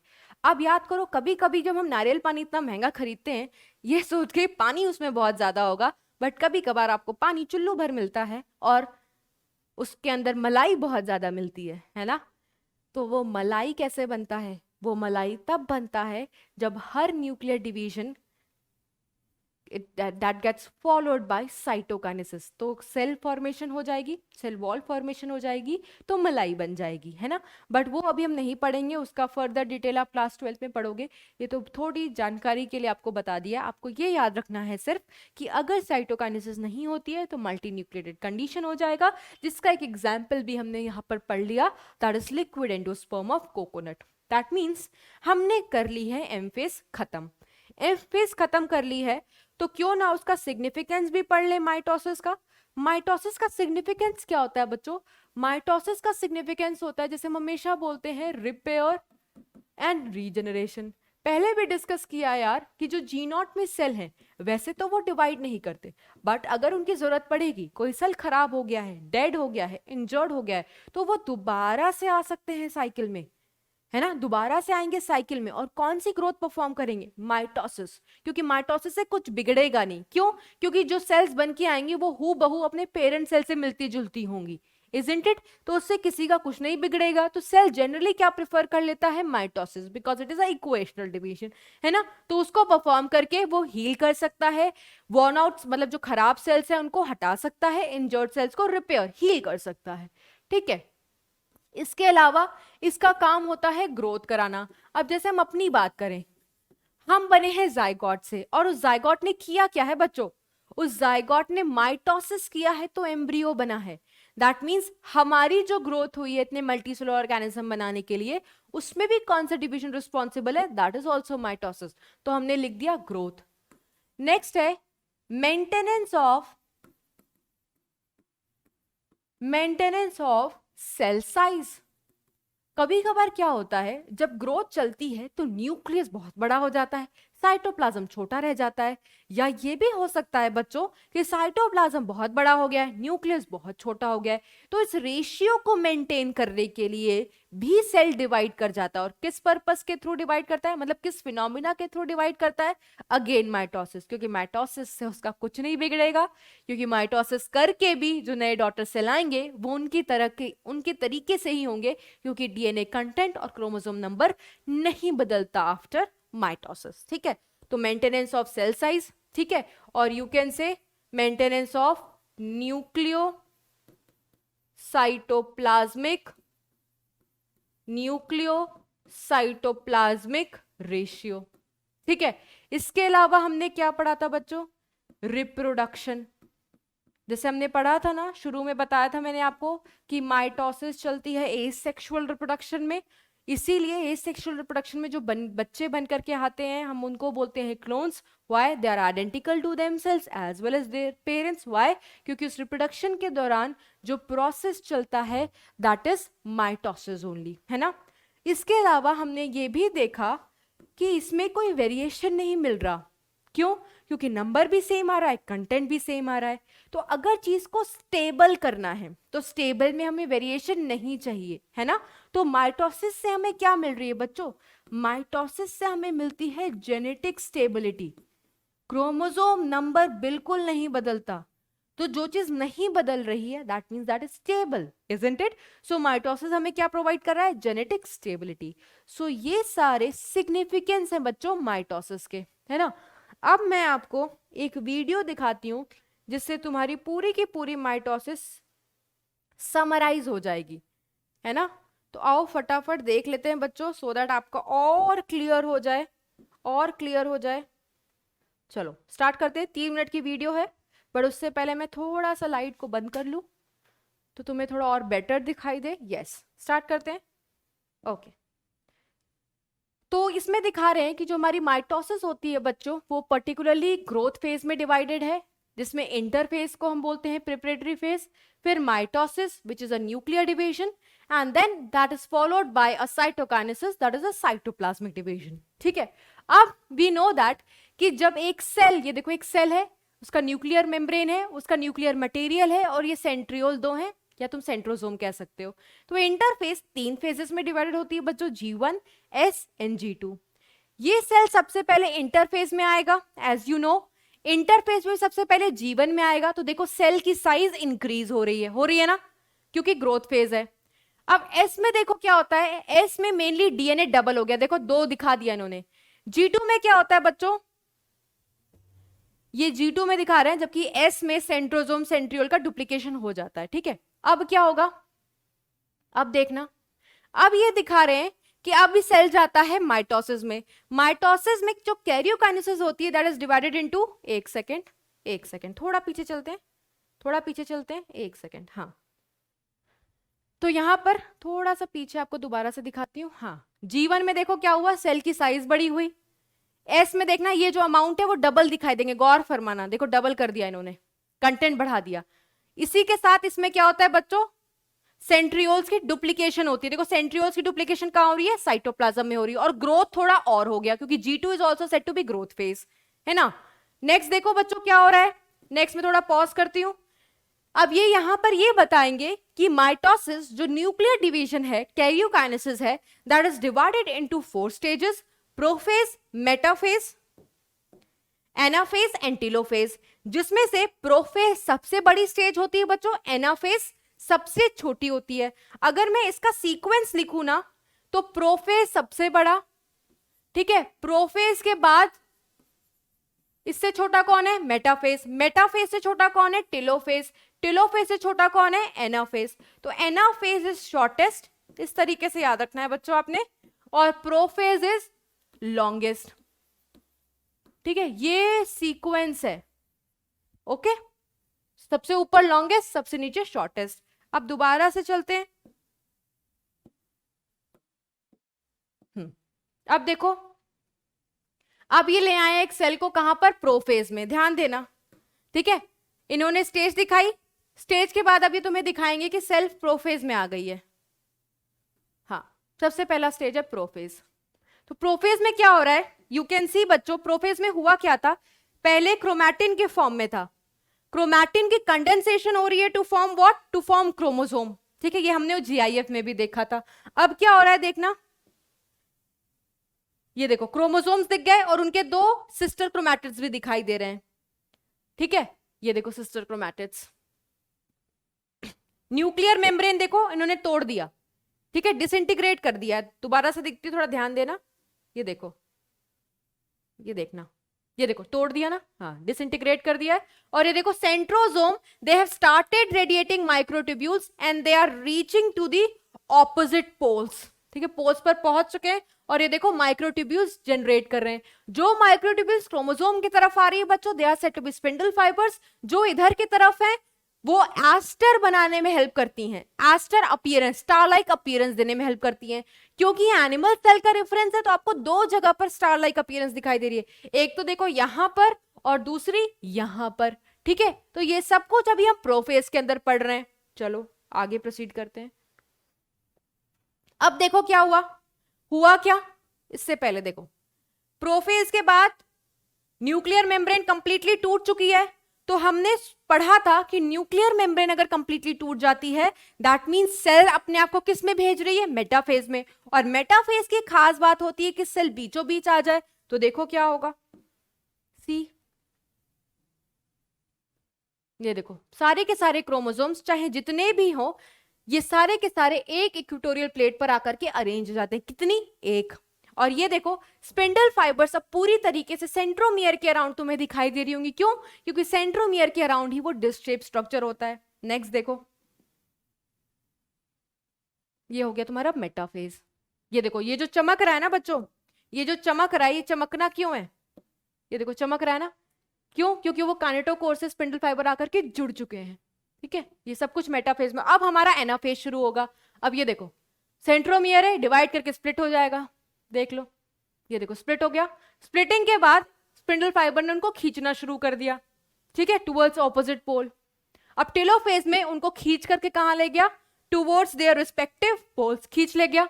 अब क्या होता है, हमें पता है कि टेलोफेज में फरो के भी बनना शुरू हो जाता है, ये देखो फरो बनना शुरू हो चुका है। देखो देखो बहुत सारी चीजें साथ में हो रही हैं, बहुत सारी चीजें साथ में हो रही, देखो फरो भी बन रहा था, फरो बनने के साथ साथ हमने ये भी पढ़ा था कि क्रोमोसोम्स अपनी आइडेंटिटी लूज करके क्रोमैटिन के फॉर्म में आ जाते हैं। तो देखो इसमें दिखाई भी दे रहा है, फरो भी बन रहा है, क्रोमोसोम्स आइडेंटिटी लूज करके क्रोमैटिन में आ गए हैं।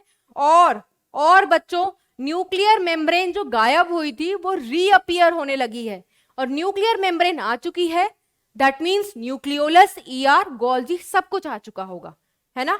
अब ये देखो ये फरो है, फरो कहां पर बना था, पेरीफेरी पर, अब ये धीरे धीरे गहरा होता जाएगा।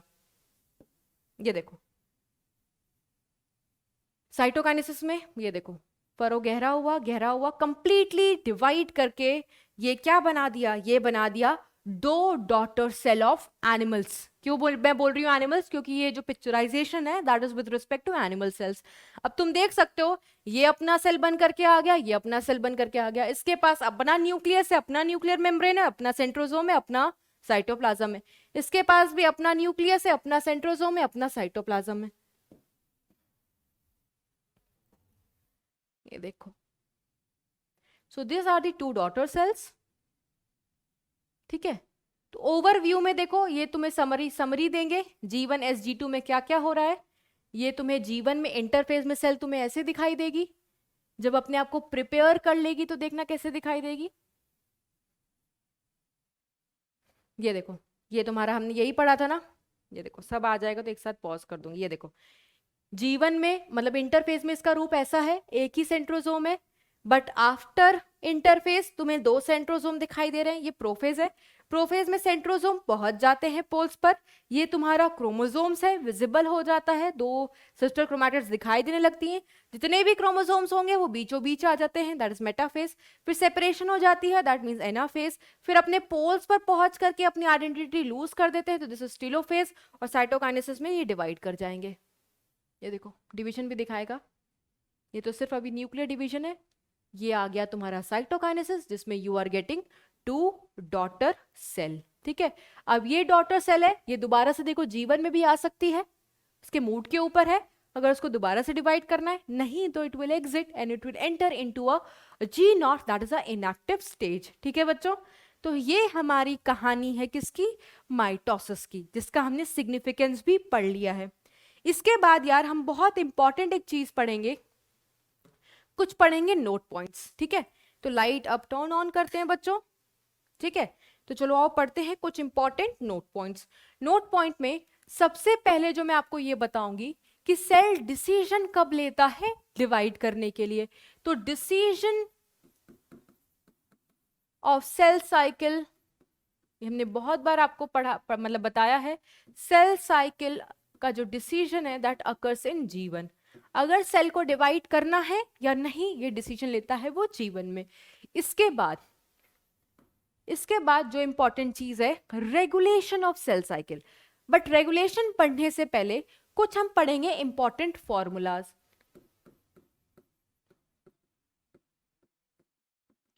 इंपॉर्टेंट फॉर्मूलाज में क्या आ जाएगा,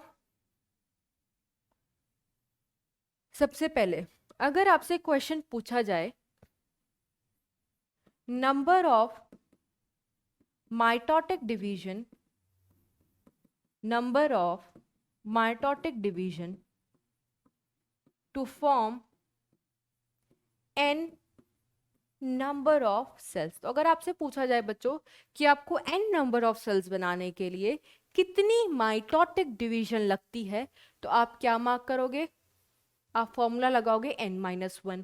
फॉर एग्जाम्पल एक क्वेश्चन भी कर लेते हैं, that how many mitotic division, how many mitotic division is required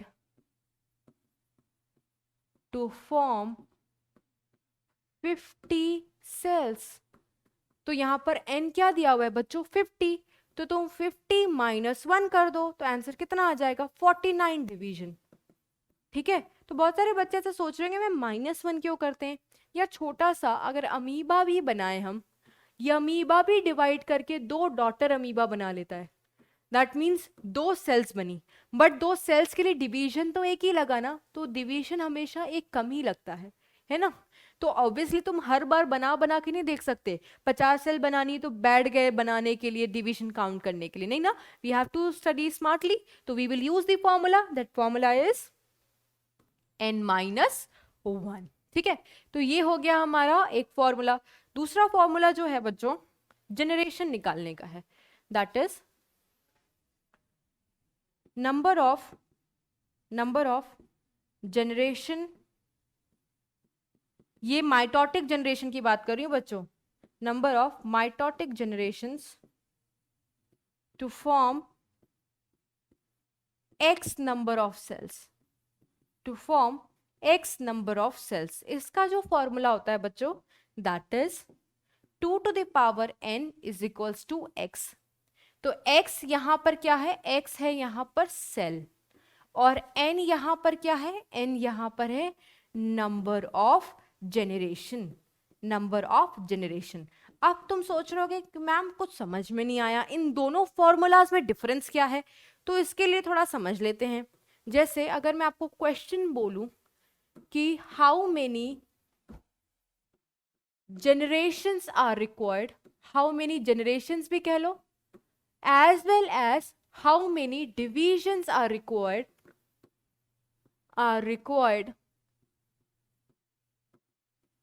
to form 8 cells, to form what 8 cells। तो मैंने एक ही क्वेश्चन में 2 क्वेश्चन दे रखे हैं। तो पहली बात तो 8 - 1 कर लो, तो 7 तो डिवीजन चाहिए होगा, 7 क्या चाहिए होगा, डिवीजन। जनरेशन कितना चाहिए होगा बच्चों, 2 to the power n is equals to x, x मतलब नंबर ऑफ सेल्स। तो नंबर ऑफ सेल्स क्वेश्चन में कितना दे रखा है, नंबर ऑफ सेल्स क्वेश्चन में 8 दे रखा है, तो 2 to the power n is equals to 8, तो यहाँ पर n कितना आएगा, 3 जनरेशन। तो जनरेशन आई 3, डिवीजन आया 7। मैम नहीं आया समझ में, क्योंकि मैम आपने तो फॉर्मूला लगा दिया। कोई बात नहीं बच्चों, समझा भी देते हैं। चलो स्टार्ट करते हैं। मान लो यहाँ पर ये एक सेल है।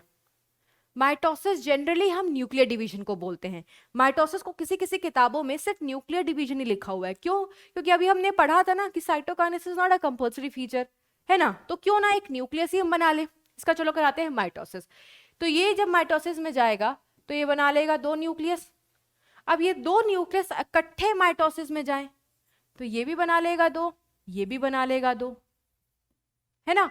अब 2 से बन गए 4 न्यूक्लियस। अब 4 न्यूक्लियस इकट्ठे डिवीजन में जा रहे हैं, तो 4 से कितना बन जाएगा बच्चों, हर न्यूक्लियस 2 में डिवाइड होगा, तो टोटल कितना हो जाएगा, ये 2 में, फिर ये 2 में, फिर ये 2 में।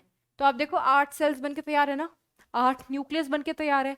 तो 8 न्यूक्लियस बनाने के लिए डिवीजन कितनी लगी, 1 2 3 4 5 6 7। So for the formation of this 8 nucleus, how many division is required, 7। Prove भी हो गया, फॉर्मूला से भी 7 आया था, प्रूव भी कर दिया। अब जनरेशन कैसे निकालोगे, ये देखो, जब पहला न्यूक्लियस डिवाइड करता है that is said to be first generation, first mitotic generation. उसके बाद ये 2 न्यूक्लियस बने थे, 2 न्यूक्लियस ने इकट्ठे डिवाइड किया है, this is said to be a second generation. फिर 4 न्यूक्लियस बन के आए थे, चारों न्यूक्लियस ने इकट्ठे डिवाइड किया है, तो ये तीसरा माइटोटिक जनरेशन है। दैट मीन्स 8 न्यूक्लियस को बनाने के लिए 3 माइटोटिक जनरेशन लगे और 7 माइटोटिक डिवीजन लगा। तो ये मतलब होता है डिवीजन और जनरेशन का। तो ये आपको आना चाहिए बच्चों, ठीक है। उसके बाद अब हम पढ़ेंगे बहुत इंपॉर्टेंट चीज, ठीक है, that is cell cycle regulation, that is cell cycle regulation. तो cell cycle regulation is very very important. Why it is very very important, क्योंकि अगर सेल साइकिल का रेगुलेशन नहीं होगा ना, if the cycle is not regulated, what will happen, uncontrolled division. और बच्चों आपको पता है अगर डिवीजन अनकंट्रोल्ड हो, व्हाट हैपन्स, कैंसर। तो भैया कैंसर नहीं चाहिए हमारे सेल को ना हमारे शरीर को, है ना, बट वो हमारे हाथ में थोड़ा ही है। कुछ इन्वायरमेंट भी होते हैं, कुछ कार्सिनोजेनिक एजेंट्स भी होते हैं, ठीक है। तो चलो आओ पढ़ते हैं regulation of cell cycle, regulation of cell cycle. पहली बात, साइकिल को रेगुलेट करना है क्योंकि अनकंट्रोल डिवीजन ना हो सके, है ना। तो उसको लिख लेते हैं बच्चों, because uncontrol division will lead to cancer. अगर कोई रेगुलेशन नहीं हुई, अगर उनका कोई कंट्रोल नहीं हुआ, तो it will lead to the formation of cancerous cells. तो इसी तरीके से हमें सेल को एक साइकिल के अंदर रेगुलेट करना पड़ता है। कौन करता है यार regulate, regulation it is done by 2 proteins. याद रखना है बच्चों, it is out of NCERT, but I won't say it is not important, because इसी से एक 2017 में क्वेश्चन भी आया हुआ है नीट में। तो I will let you know that question, that is there in this slide. But first let's study the regulation, है ना। बहुत ब्रीफ में पढ़ेंगे, उतना ही जितना काम का है, because we are not doing PhD over here, उतना ही पढ़ेंगे जितना काम का है, बट पढ़ेंगे जरूर, ठीक है, चाहे 1-2% एक्स्ट्रा ही पढ़े। तो it is done by 2 proteins, एक होता है साइक्लिन, है ना, और एक होता है काइनेज प्रोटीन। कौन सी प्रोटीन बच्चों? Kinase protein. अब ये जो काइनेज प्रोटीन है ना बच्चों, ये इनएक्टिव होती है। ये क्या होती है? जनरली इनएक्टिव होती है। इसको अपने एक्टिवेशन के लिए किस पे डिपेंडेंट होना होता है? साइक्लिन पर। तो लिख लेते हैं हम इसको, for activation it is dependent on protein cyclin। किस पे डिपेंडेंट है? On protein cyclin. therefore it is known as, इनका पूरा नाम क्या है? साइक्लिन डिपेंडेंट, क्या नाम है बच्चों इनका? Cyclin dependent protein kinase. Cyclin dependent protein kinase. तो फिर से बताती हूं आपको, 2 प्रोटीन मेनली इन्वॉल्व होती है रेगुलेशन में, one is cyclin protein and one is kinase protein. ये काइनेज प्रोटीन इनएक्टिव होती है, एक्टिवेशन के लिए किस पे डिपेंडेंट है? साइक्लिन पर। इसलिए देखो इसका नाम क्या है? Cyclin dependent protein kinase. तो ये बहुत इंपॉर्टेंट है, इसको शॉर्ट फॉर्म में CDK भी बोलते हैं, साइक्लिन डिपेंडेंट काइनेज, ठीक है, इसको और क्या बोलते हैं? CDK भी बोलते हैं शॉर्ट फॉर्म में। तो पर्टिकुलरली ये प्रोटीन है along with साइक्लिन जो हमारी साइकिल को रेगुलेट करती है। जैसे यार तुम्हें कहीं जाना है, जैसे अभी तो आपको पता है कोविड के दौरान बहुत सारी चेकिंग वगैरह होती है, आप एयरपोर्ट, आपको मान लो कोई फ्लाइट बोर्ड करनी है, आपने फ्लाइट तो बोर्ड कर लिया, सॉरी फ्लाइट बोर्ड करनी, फ्लाइट कैसे बोर्ड कर लोगे? गए आप, आपको पता है there certain set of checkings हर लेवल पर। सबसे पहले तो आजकल कोविड की टेस्ट है, नहीं है आपके पास RT-PCR, आपने बहुत पहले करा रखे थे, आप चाह रहे हो उसी टेस्ट से काम चल जाए, नहीं चलेगा। प्रायर 72 आवर्स या 48 आवर्स तक ही चलती है रिपोर्ट्स। तुम नहीं गए भैया, उन्होंने चेक किया, तो तुम्हें जाने देंगे अगर तुम्हारी रिपोर्ट पुरानी है या तुम पॉजिटिव हो? नहीं जाने देंगे। सो दे आर देयर, तो वो उस चीज को, कोविड बढ़ना चाहे उसको रेगुलेट करने के लिए वहां पर चेकिंग्स चल रही हैं। सिमिलरली हमारे सेल में भी चेकिंग्स चलती है कि मान लो अगर कोई सेल है वो अभी प्रिपेयर ही नहीं किया है, या प्रिपेयर करने के बाद उनका DNA ही म्यूटेट कर गया है, या DNA खराब हो गया है, तो वो अगर आगे प्रोसीड कर जाएंगे बच्चों तो खराब सेल बन के आएगी, और हमारे शरीर को खराब सेल नहीं बन चाहिए, है ना। इसीलिए हर स्टेप्स पर चेक पोस्ट लगे हुए हैं, चेक पॉइंट्स लगे हुए हैं, जहां पर सेल को चेक किया जाता है कि डिवीजन में आगे भेजने के लायक है या नहीं। जैसे हम एक स्टेट से दूसरे स्टेट में जाते हैं तो जगह जगह पर चेक पोस्ट लगे होते हैं, जहां पर चेकिंग करते हैं, आपसे ड्राइविंग लाइसेंस पूछते हैं, आपसे और भी कागज पूछा जाता है, पोल्यूशन का कागज पूछा जाता है ना। नहीं है आपके पास तो नहीं जाने देंगे, रख लेंगे आपकी गाड़ी, है ना, चालान काटेंगे, जो भी XYZ होगा। अगर सब कुछ है, देख लिया, भेज देंगे आगे, है ना। सिमिलर तरीके से हमारे सेल के साथ भी होता है, ऐसे ही समझना है हमें, ठीक है। तो ये देखो, ये एक डायग्राम है जिसमें इन्होंने G1, S और G2 दिखा रखा है, that means this is the interface. Interface के बाद ये छोटे टाइम के लिए जो आती है दैट इज माइटोसिस, डिवीजन वाला फेज। तो हमें 3 मेजर पॉइंट्स पढ़ने हैं, मतलब 3 चेक पॉइंट्स पढ़ने हैं। तो तीनों चेक पॉइंट्स में देखो गेट है, ठीक है, एक गेट कहां लगा हुआ है? एक गेट लगा हुआ है यहां पर, ये जो रेड वाला है ना बच्चों, ये गेट है। तो एक गेट कहां लगा हुआ है? G1 से S में, मतलब जब एक सेल G1 से S में आती है तो हम उसको बोलते हैं G1 to S ट्रांजिशन। तो यहां पर लिखते हैं बच्चों 3 चेक पॉइंट्स, साथ ही साथ यहां पर 3 चेक पॉइंट्स लिख लेते हैं। सबसे पहला जो चेक पॉइंट है that is G1 to S transition, जो यहां पर दिखाई भी दे रहा है। दैट मींस जब एक सेल G1 से S में जाता है। और बच्चों ये जो पॉइंट है ना, this is said to be a major check point. क्यों? क्योंकि हमने पढ़ा है ना कि अगर सेल को डिसीजन लेना है कि उसको डिवाइड करना है या नहीं, तो वो G1 में ही कर लेता है। तो G1 में सेल डिसाइड कर रहा है, और अगर वो G1 से S में आ गया तो ये श्योर है कि वो डिवाइड करके ही निकलेगा, है ना। बट S में भेजने से पहले G1 में सेल को चेक किया जाता है, इसलिए यहां पर एक चेक पोस्ट लगा है चेक पोस्ट। वो चेकिंग क्या करता है कि डीएनए के लिए रेप्लिकेशन के लिए अब सेल तैयार है या नहीं, क्योंकि डीएनए रेप्लिकेशन के लिए जो भी एंजाइम्स प्रोटीन्स की जरूरत होंगी वो सारी यहां पर बन जाएंगी, वो बनी है या नहीं, सेल ग्रो कर रहा है या नहीं, न्यूक्लियस की साइज ग्रो हुई है या नहीं, ये सारी चीजें चेकिंग होती हैं किसमें, इस वाले चेक पॉइंट पे, इसलिए इसको मेजर चेक पॉइंट बोलते हैं। ये सारा चेक कर लिया, सब कुछ ठीक ठाक है तो उसको एस में भेज देंगे।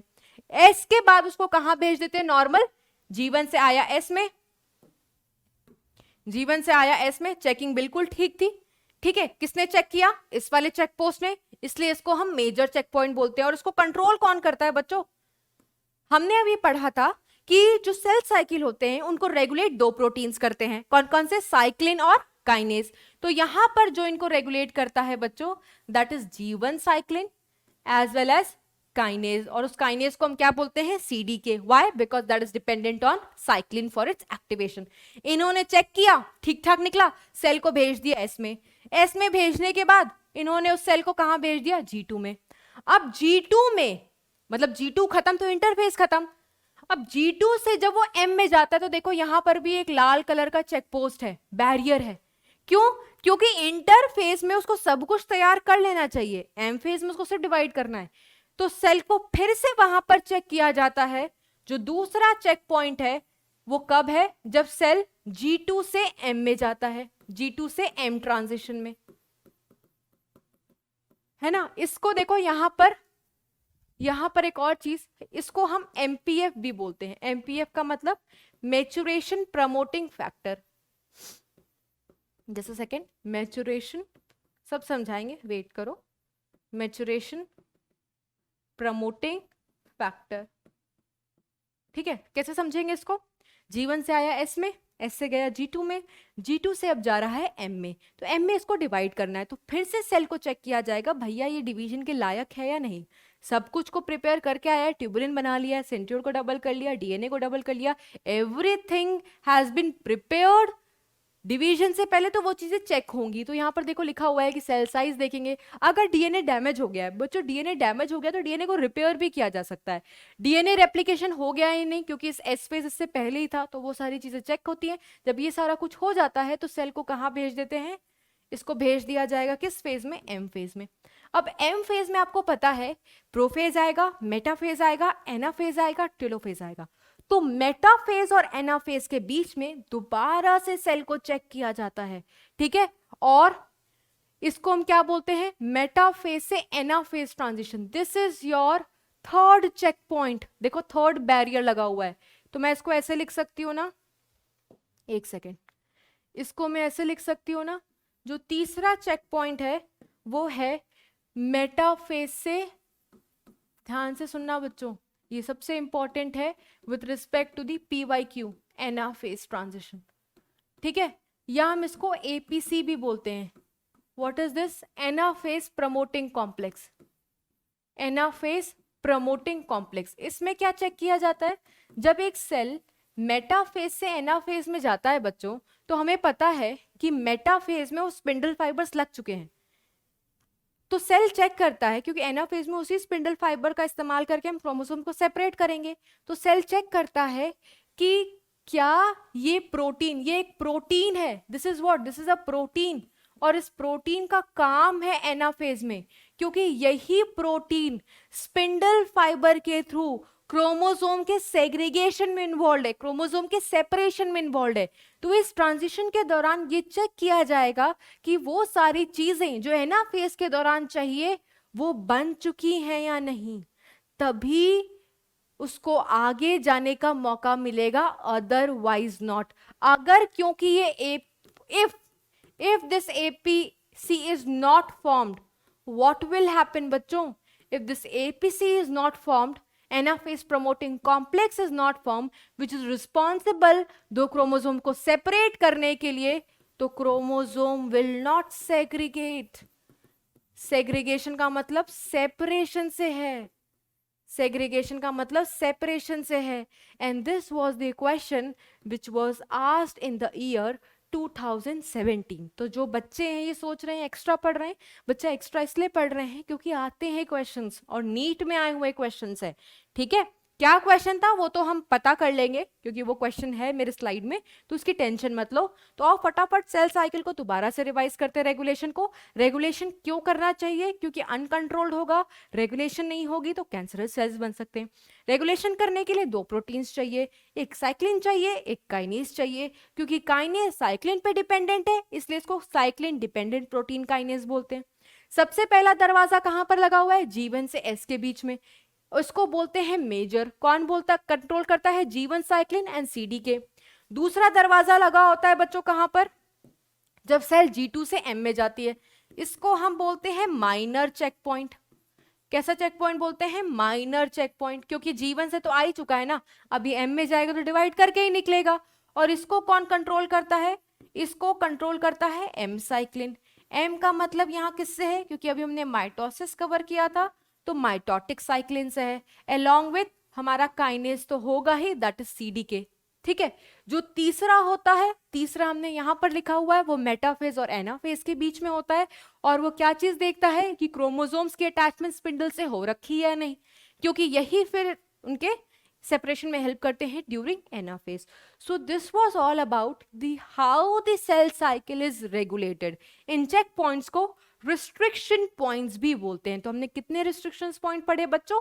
3। ठीक है, 3 दरवाजे हैं, 3 चेक पोस्ट हैं जगह जगह पर, जहां पर सेल को देखा जाता है, समझा जाता है, परखा जाता है, तैयारी है तो आगे भेजेंगे वरना नहीं। ठीक है, सो ये हो गया बच्चों हमारा cell cycle and cell division with respect to mitosis.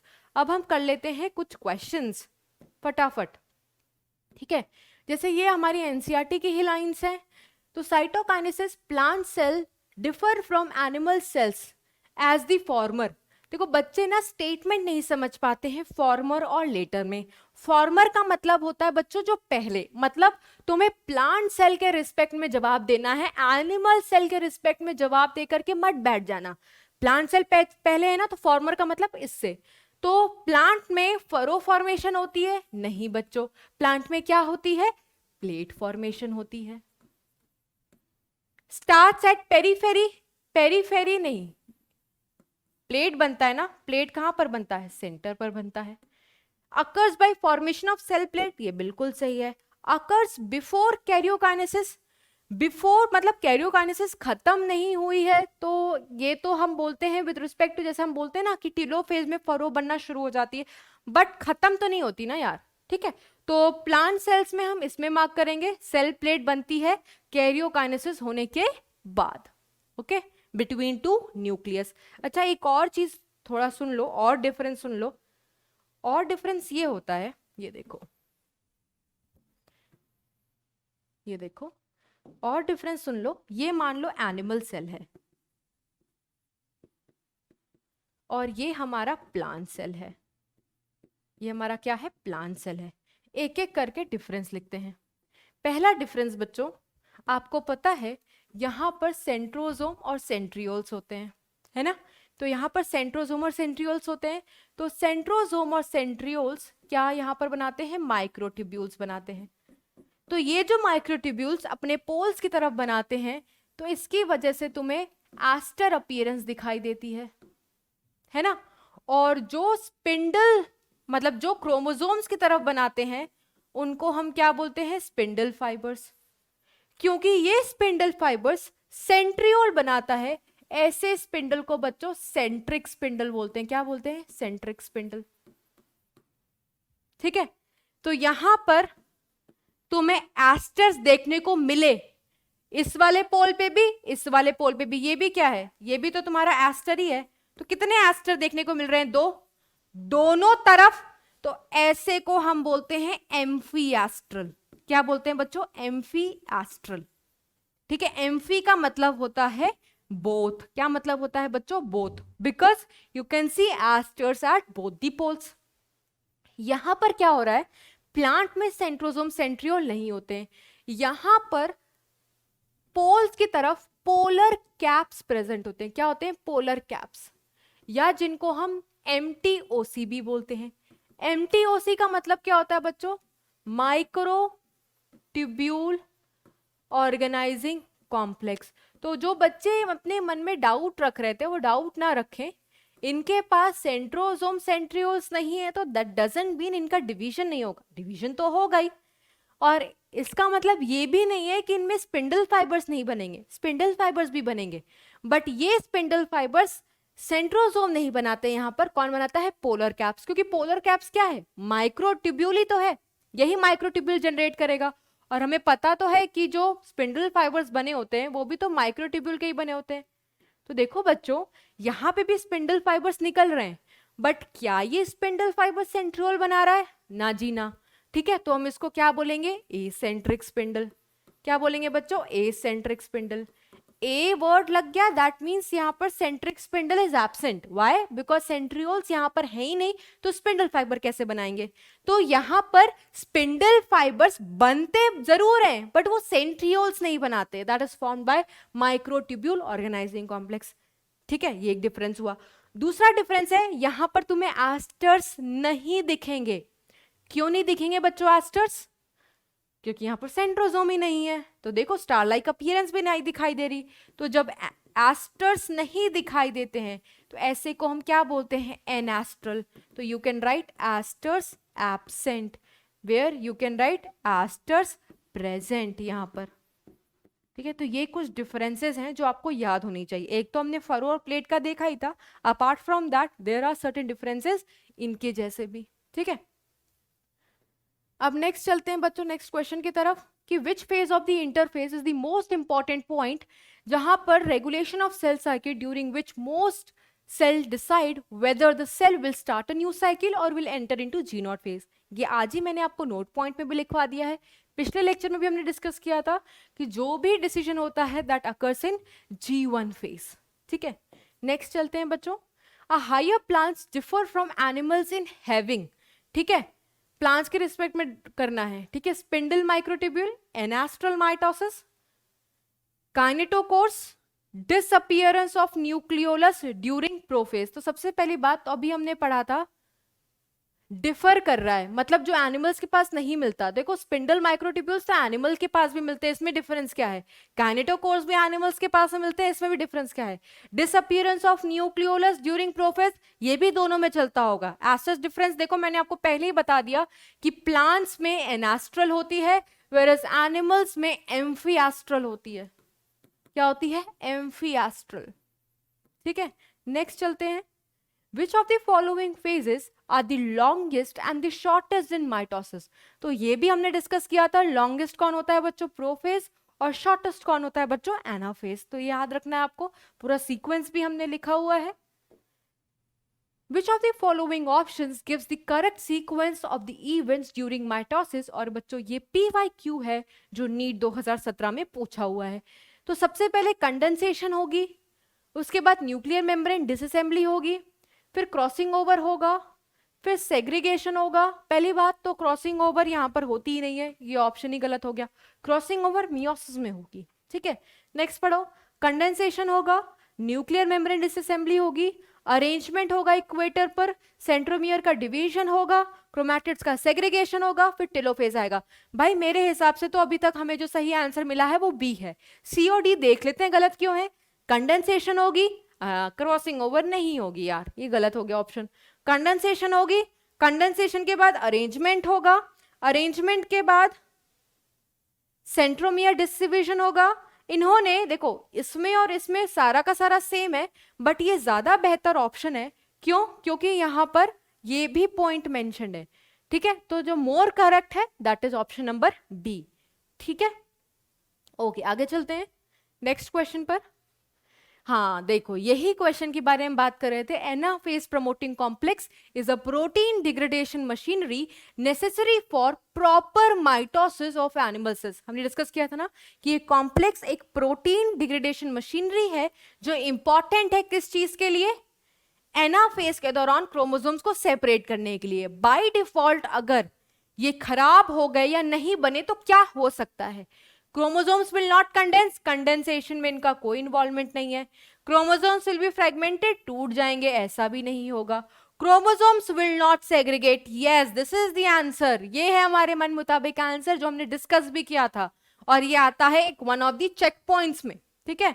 Recombination नहीं, क्रॉसिंग ओवर से इनका कोई लेना देना नहीं, क्योंकि वैसे भी एनाफेज में क्रॉसिंग ओवर नहीं चलती है, ठीक है। और क्रॉसिंग ओवर क्या होता है मियोसिस में पढ़ेंगे। आपको ये पहचानना है बच्चों, which stage of cell division do the following figures A and B represent respectively. Although ये AIPNT का है, 2010 का है, बट तुम NCERT देखो और तुम्हें पहचानना है बच्चों, this is your homework and you'll have to tell me that इनमें से ए किसको डिनोट कर रहा है और बी किसको डिनोट करता है। Very easy, so this is your homework, ठीक है। उसके बाद a stage of mitosis is shown in the diagram, which stage is it and what are its characteristics। तो ये भी मैं आपको होमवर्क दे सकती हूँ, बट कितना होमवर्क करोगे ये मैं आपको खुद ही बता देती हूँ। अगर ये भी आप ध्यान से देखो तो ये भी एक NCERT फिगर है, और वैसे भी आपको दिख रहा है क्रोमोसोम्स इक्वेटर पर हैं, और फटाफट बताओ क्रोमोसोम्स इक्वेटर पर होते हैं तो उसको क्या बोलते हैं, उसको बोलते हैं बच्चों मेटाफेज। क्या बोलते हैं, मेटाफेज। तो मेटाफेज यहाँ पे दिया हुआ है, यहाँ पे दिया हुआ है, बाकी दोनों तो कैंसिल कर दो। अब दो में से तो एक ही जवाब सही होगा ना, तो पढ़ो। Spindle fibres attach to kinetochores, centromere split and chromatid separate, नहीं यहां तक तो ठीक था, बट ये वाली लाइन तो एनाफेज के लिए है, तो ये पूरा स्टेटमेंट सही नहीं है। ये पढ़ो, chromosomes move to spindle equator, chromosomes made up of 2 sister chromatid, ये बिल्कुल सही है। तो हमारा जो सही आंसर बना वो ऑप्शन नंबर सी बना बच्चों। Next, thank you. So yes, this was all about your today's class, today's lecture, which was all about mitosis, जहाँ पर हमने mitosis को with respect to सारे animation वाले videos के साथ देखा है। We have discussed some of the important PYQs. We have discussed some of the topics which were out of NCERT, but they were important. They were literally very very important. तुमने उसका proof भी देख लिया। We have discussed some of the important formulas, है ना, तो formulas भी पढ़ना। अच्छा, एक और चीज मैं आपको बता सकती हूँ बच्चों, कुछ केमिकल्स के नाम। थैंक यू तो हो गया, बट थोड़ा सा और पढ़ लो, ठीक है, एक सेकेंड। उसके बाद थैंक यू वाली ही स्लाइड आपको शो करेंगे। एक होता है माइटोजेंस बच्चों, ये एक होता है माइटोटिक पॉइजन, ये भी थोड़ा एक्स्ट्रा है, थोड़ा ही एक्स्ट्रा है, बहुत ज्यादा परेशान होने की जरूरत नहीं है। एक होता है माइटोटिक पॉइजन और एक होता है माइटोजेंस। माइटोजेंस क्या होता है, the one which induces mitosis. They are the agents और केमिकल्स दैट इंड्यूसेस माइटोसिस, जो ग्रोथ कराए, जैसे कुछ growth hormones. For example you can write auxin, एक प्लांट हार्मोन होता है बच्चों, और यू कैन राइट जिब्रेलिन, ये भी एक प्लांट हार्मोन होता है जो आप 11th के लास्ट चैप्टर में पढ़ोगे। तो इनको माइटोजेंस बोलते हैं। अब देखो, माइटोटिक पॉइजन, पॉइजन क्या करता है, चीजें खराब कर देता है। तो ये ऐसे केमिकल्स होते हैं दैट इनहिबिट्स माइटोसिस, क्या करते हैं, दैट इनहिबिट्स माइटोसिस, ठीक है। एक दो का नाम बताऊंगी, ज्यादा नहीं। जैसे एक होता है कॉल्सिचिन, कॉल्सिचिन ये एक प्लांट है, कॉल्सिकम, कुछ बच्चों ने सुना होगा, लिलिएसी फैमिली को बिलोंग करता है। कॉल्सिकम क्या करता है, it inhibits spindle fibre formation, spindle fibre formation. तो स्पिंडल फाइबर फॉर्मेशन की शुरुआत कहाँ होती है बच्चों, प्रोफेज में। तो ये वहां से स्पिंडल फाइबर को बनने नहीं देंगे, वहां से बनेगा नहीं। तो स्पिंडल फाइबर हमने पढ़ा था ना, कंप्लीट कहाँ होता है, मेटाफेज में। तो वो मेटाफेज में क्रोमोसोम से लगेगा नहीं, और वो क्रोमोसोम से लगेगा नहीं तो एनाफेज में उसको सेपरेट ही नहीं कर पाएगा। दैट मीन्स क्रोमोसोम की सेपरेशन नहीं होगी। अब इमेजिन करो, वो सेल तो कहाँ से आया है, इंटरफेज से। इंटरफेज में वो अपना डीएनए डबल कर चुका है एस फेज में, वो इतने ज्यादा हाई अमाउंट के साथ है, हाई डीएनए कंटेंट है, बट उस हाई डीएनए कंटेंट वाले क्रोमोसोम का सेपरेशन ही नहीं हो पाएगा डिवीजन के दौरान। व्हाई? बिकॉज स्पिंडल फाइबर बने ही नहीं। दैट मीन्स सेल वही है, न्यूक्लियस वही है, क्रोमोसोम हाई डीएनए कंटेंट में है, और हाई डीएनए कंटेंट वाले सेल को हम बोलते हैं पॉलीप्लॉइड सेल। दैट मीन्स कॉल्सिचिन क्या इंड्यूस कर देता है बच्चों, इट इंड्यूसेस पॉलीप्लॉइडी। क्या कर देता है, पॉलीप्लॉइडी। प्लॉइडी का मतलब डीएनए कंटेंट और पॉली का मतलब मैनी, ठीक है। उसके अलावा एक है बच्चों मस्टर्ड गैस, इसके बारे में शायद तुमने हिस्ट्री में भी पढ़ा होगा, वर्ल्ड वॉर वगैरह में इस्तेमाल भी किया है। This is also a mitotic poison, ठीक है। ये क्रोमोसोम्स को ग्लू कर देता है, it causes agglutination of chromosome, तो उनका सेग्रीगेशन सेपरेशन होता नहीं है, अगेन जो प्रॉपरली माइटोसिस नहीं करा पाएगा। So these are some of the important mitotic poison, जो इंपॉर्टेंट है वही लिखे हैं, बहुत सारे होते हैं, करने की जरूरत नहीं, एंड दीज टू आर माइटोजेंस। तो yes, this was all about today's lecture बच्चों, ठीक है।